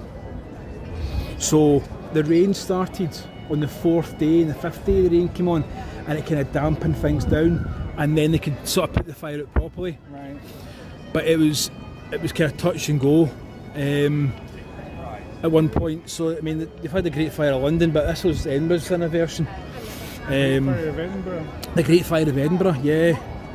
And he's got a statue. That's his statue in Edinburgh somewhere there, dedicated to him, and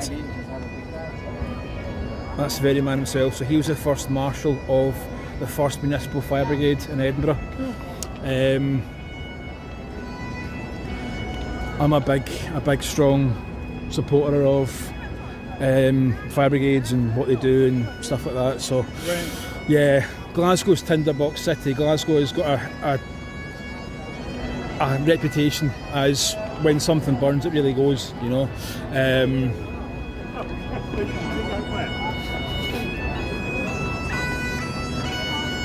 The woolen mill. Indeed.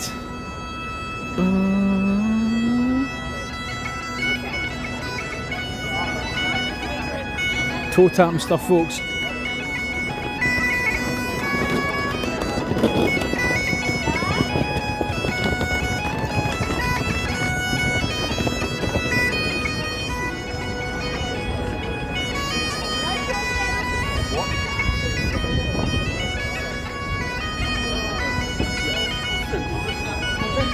This is very cool. This is very cool. So we've come away from kind of the World's End side. World's End pub now is sort of behind scaffolding and stuff. But during the festival, the Fringe Festival, from this point you've got buskers and you've got street performers running all the way up there, up to the top. I bet it's just crowded. You just go with the flow. You just run with it. We just go for a laugh, some pints, get some recording done or whatever, and just enjoy the day, enjoy the time.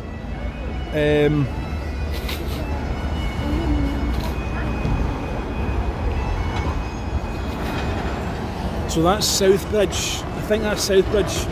And Edinburgh City Council were going to redo that in Whole Bridge, but they've held back because of costings and timings and all that kind of stuff. So they've just held back for a few years before they fully redo it. They're going to shut the whole thing.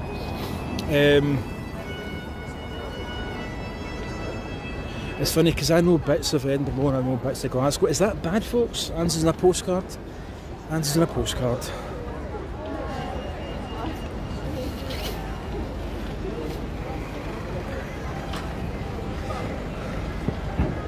Nidri Street. And sometimes it's just nice to have a pure chill walking tour. Sometimes it's good to show some history, and I hope I've showed some history to you guys, because I have such a passion for Edinburgh. I'm trying to do videos in Glasgow because of Glasgow's 850 years old. Edinburgh's 900 years old, 901 now I think. Wave to some tourists. Wave to some people. That's what we do. Wave to some tourists. And they go, do I know that person? No, you don't, but that's not the point. It's having a laugh. It's having a bit of a joke. Right, I want to show you this bit as well. We're going to maybe dance about just as we carry on down the Royal Mile. Right, maybe we're going to... Whoops, Daisy, sorry folks, sorry. I mean, technically I have right away because new rules in place. Right, so Paisley Close. Right, Paisley Close. Terry there. Who's Terry? Who's Terry gone now? He needs a set of reins on that boy. There he is. Keeps getting lost. You keep getting lost. It's not even... Right, so... Oh, it's going to be a bit bonkers. Watch yourself. Heads up to the left. Right. So, Paisley Close. This was, again, a 6-7 storey building. Collapsed. Right, the whole lot collapsed. And there was loss of life at it. The people of Edinburgh came out and started to take the rubble away and started to try and dig in as much as they could to find, people and etc. in the rubble. Right. And 12-year-old boy, the only words they could hear from was, "Heave a la chaps, I'm no deed yet." And they managed to get the boy out and he lived. So he was 12, but he was underneath the rubble. And they got him out. So that is Paisley Close. And I cannot remember the name of the boy, but that is Paisley Close. So there you go. The Royal Mile is full of tourist shops, and a lot of the tourist shops are owned by a few people. And Edinburgh Council have said, well, you can only have a certain amount of shops on the Royal Mile, just for competition sort of thing.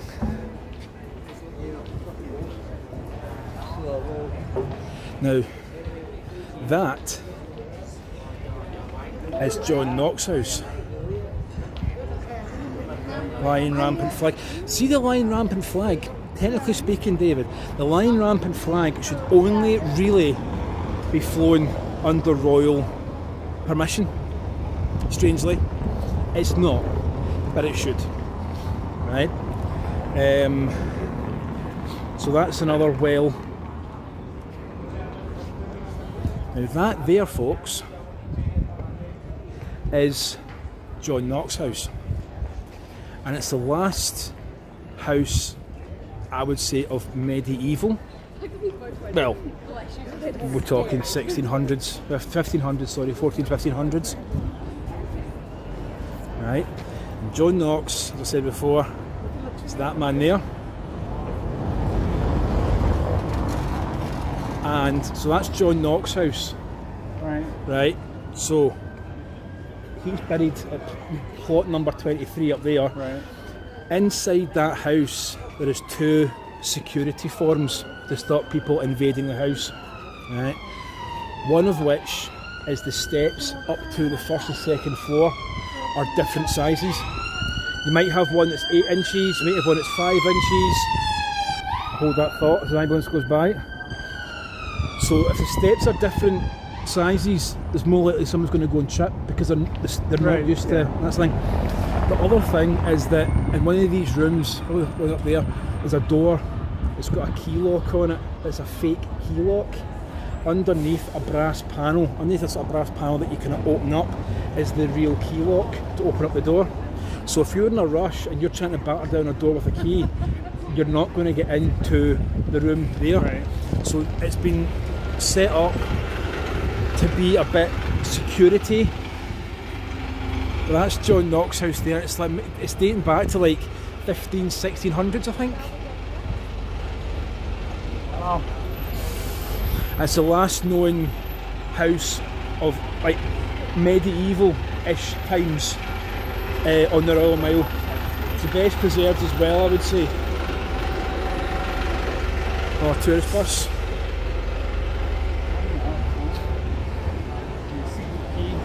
Secret keys and stairs that, like, yeah, they're sort of different size heights to stop people getting used to the same size of steps. You're more likely to trip up or, you know, whatever. So it's just that wee bit.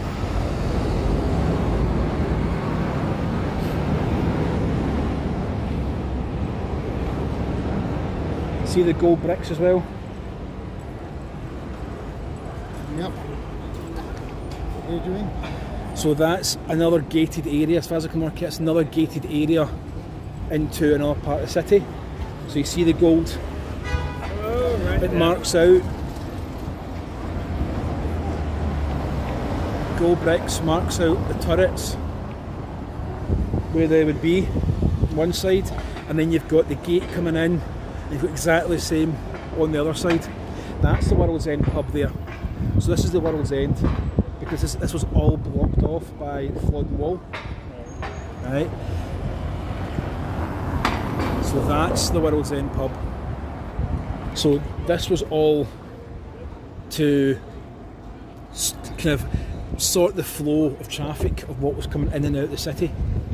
And as they say, this was more of a kind of, not a poorer person, but it was slightly less affluent than up the top there. All the big boys were up the top there. And the Flodden Wall that we saw at Greyfriars Kirk ran right around, and you had two massive turrets either side.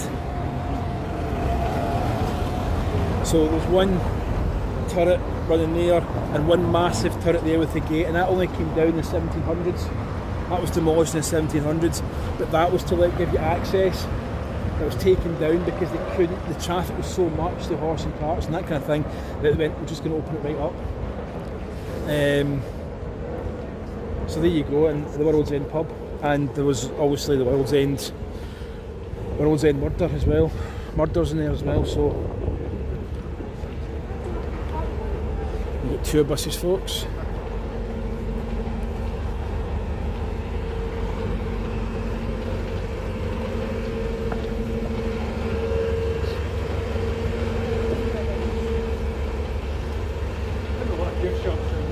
There's a huge amount of gift shops, huge amount.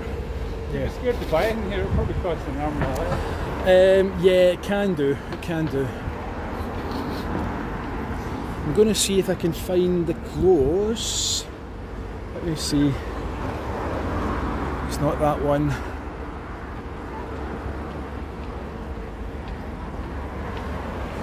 Once we get down the bottom here, I might chop the stream, but we're fine just now. We're fine just now, folks. I'm just kind of doing bookending things a wee bitty. Chessel's Court.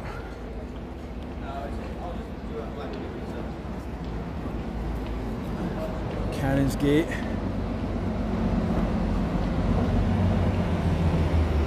So there you got Cowgate, Cannon Gate. So all these places had access points through up into the main, the old city.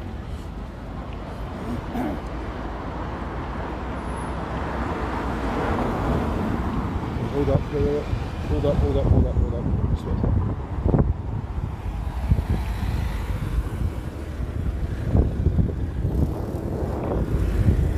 There we go, so just get a wee second here. Give it a wee second.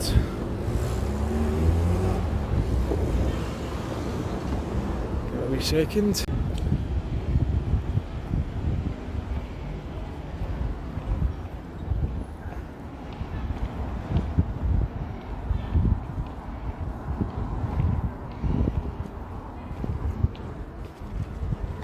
There's all these things on the road and stuff, like stars there, and that will be something, that will to mark something, 100%.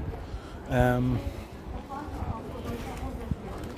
just go inside there, thank you. St John Street.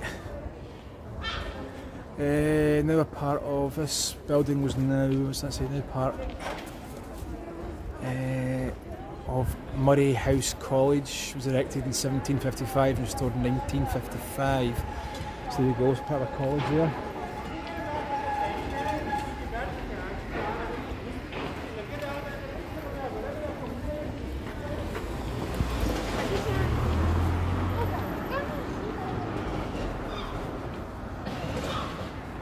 The Fudge House. Oh, I love fudge. Keep walking. Do you like it? Are you a fudge fiend? Do you like that fudge? Oh, do you? Right, okay, nice.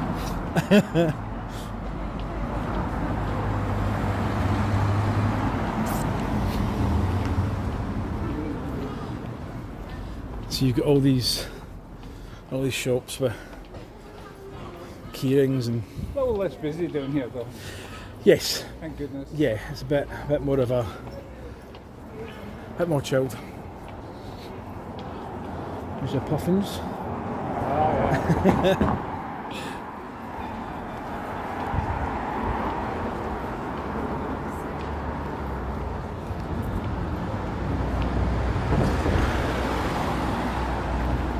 So the Royal Mile is a bit longer than a mile. It sure feels it. It's just because of the amount of people, I think it doesn't, you know, it's just... Sugar House Close, Canongate. So I'll be interested to see, I'm trying to find one of the old Tollbooth wine.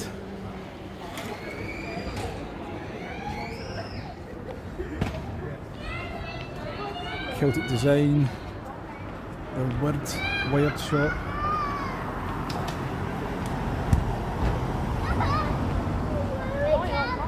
There's the Museum of Edinburgh. Bakehouse Close. I think this is the one that we want to go into. Yes.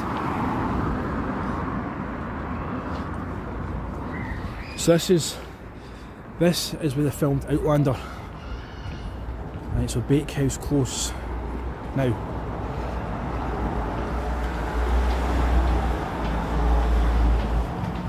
if you're an Outlander fan, this is where they filmed Outlander. Right. So the scene, I think it was in season 2, maybe season 3, where Claire goes back to the Stones to meet Jamie again. And this was used as the exterior for his printing shop, Jamie Fraser's printing shop. So this is a scene from Outlander, and here, this is where they filmed Outlander. Oh, this was? So this was Jamie Fraser, the big old signage up here. So the steps went up, and Jamie Fraser's printing shop, or printing press shop, was in there. And they had a scene where they were all cowering over there when the place went on fire and exploded.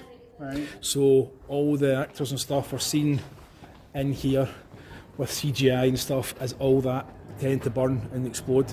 So that's an Outlander set in there. Outlander. Yeah. So this is the scene, St. Rob, this is the scene where I think it's season 2 or season 3 possibly, I think it's maybe season 2, and she goes back through, Claire goes back through the Stones to meet Jamie again, and a time has gone by and he's a bit older and he's set up going from the Battle of Culloden. He survived Culloden and he's set up a business as a printing press shop, kind of doing press for newspapers and Up there or up the top. So you see his signage and it's like Fraser's Prints or something it's called. So, and then laterally in the season, it goes on fire and there's explosions and stuff, and all the actors are cowering in that overhang, that vernal bit there. So they all cower here and they look, and all the CGI happens there as he's printing press and all explodes and goes on fire and stuff. And it was all filmed here, folks. All filmed here. The magic of Hollywood.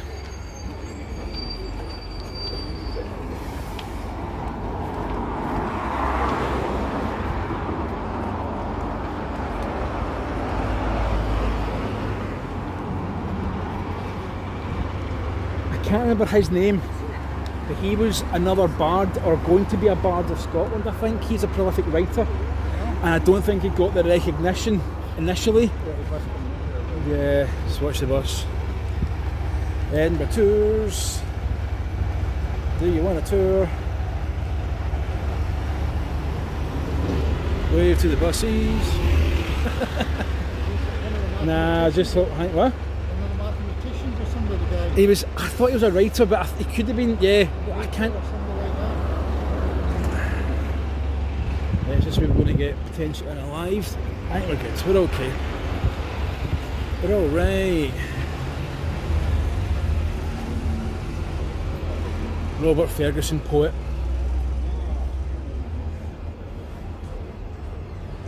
Died in Bedlam. 24. Yeah. 24, right? And Lively Garrow, Cairgay by Blinket and by Blether and I. Oh, Robert Ferguson, Scots poet, born in Edinburgh 1750, died in Bedlam 1774.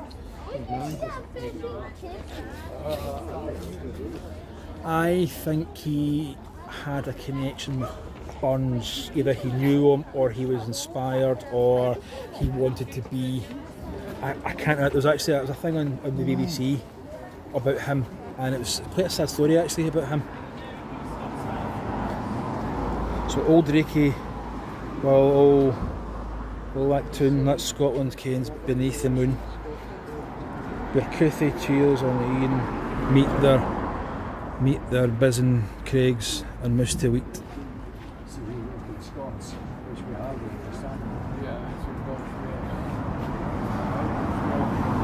It's just a young boy, just a young lad. So we're not far to the bottom, and we'll see the Parliament. We'll see the Parliament.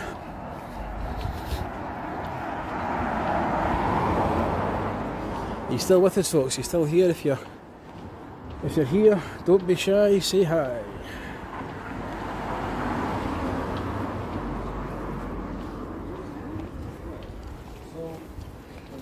How do we fix the cross? Can we cross over? Yeah, let's cross over a bit quieter than the other side of the road. A bit quieter.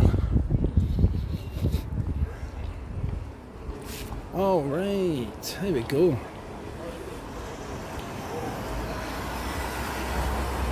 So all these Veros, all these offshoots will have Bulls Close.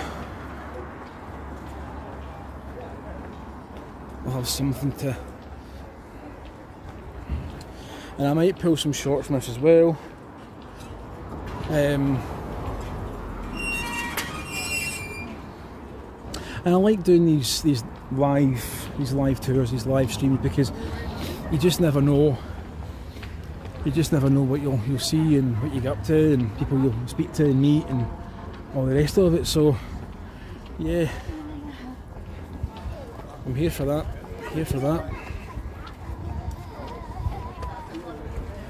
Royal Mile Primary School. Oh, still here, David. Great, good stuff, mate. Good stuff.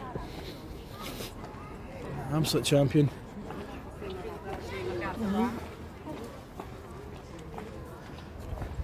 This is a bit of a mammoth stream. So we've been here for about 2 hours, but we're just going to maybe finish off down the bottom here with a couple of wee things. And yeah, it wouldn't be the Royal Mile without showing you a royal residence, would it?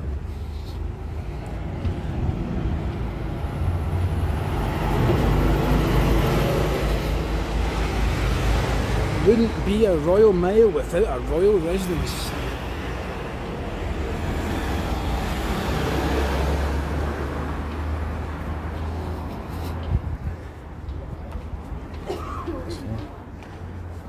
See stuff like that, 1817, like what is that? Is that another water well, fountain, water maybe for... You do, I think that must be a water point. Kind of looks like. Yeah. Right, see all this now here? This is your Parliament, this is part of your Scottish Parliament. Right. So the kind of built round bits. Oh, okay. Right. You know, the big brown bit. Yeah, yeah. I might have to end the stream here, but I don't want to. I want to show you something. I want to show you some bits. So this is all. One side of it, you had Yeah, the so other side, the front. the other side's the main. That's what the signal's holding up here.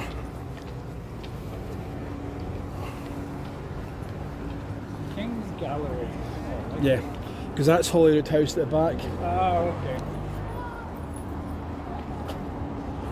Okay.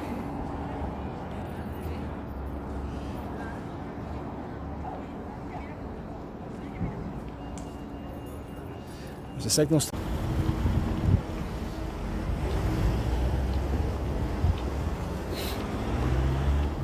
So.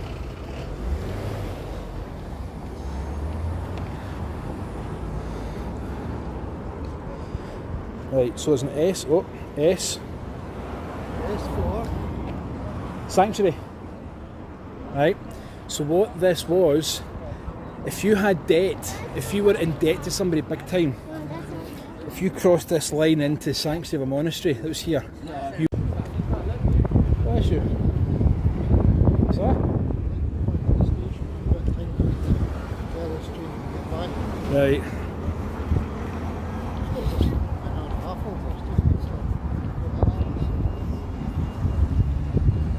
King's Gallery.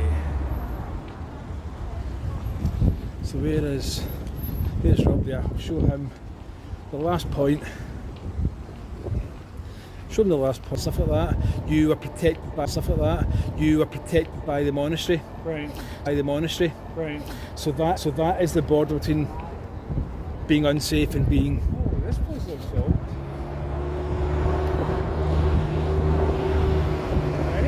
Ready? Yeah, again, you're probably talking, I don't know, 1500s maybe. And then you've got Holyrood House where the king lives when he comes, King and Queen live and resided, and that's where she was taken to, Queen Elizabeth II was taken to before she made a final thing up to, a final journey up to St Giles.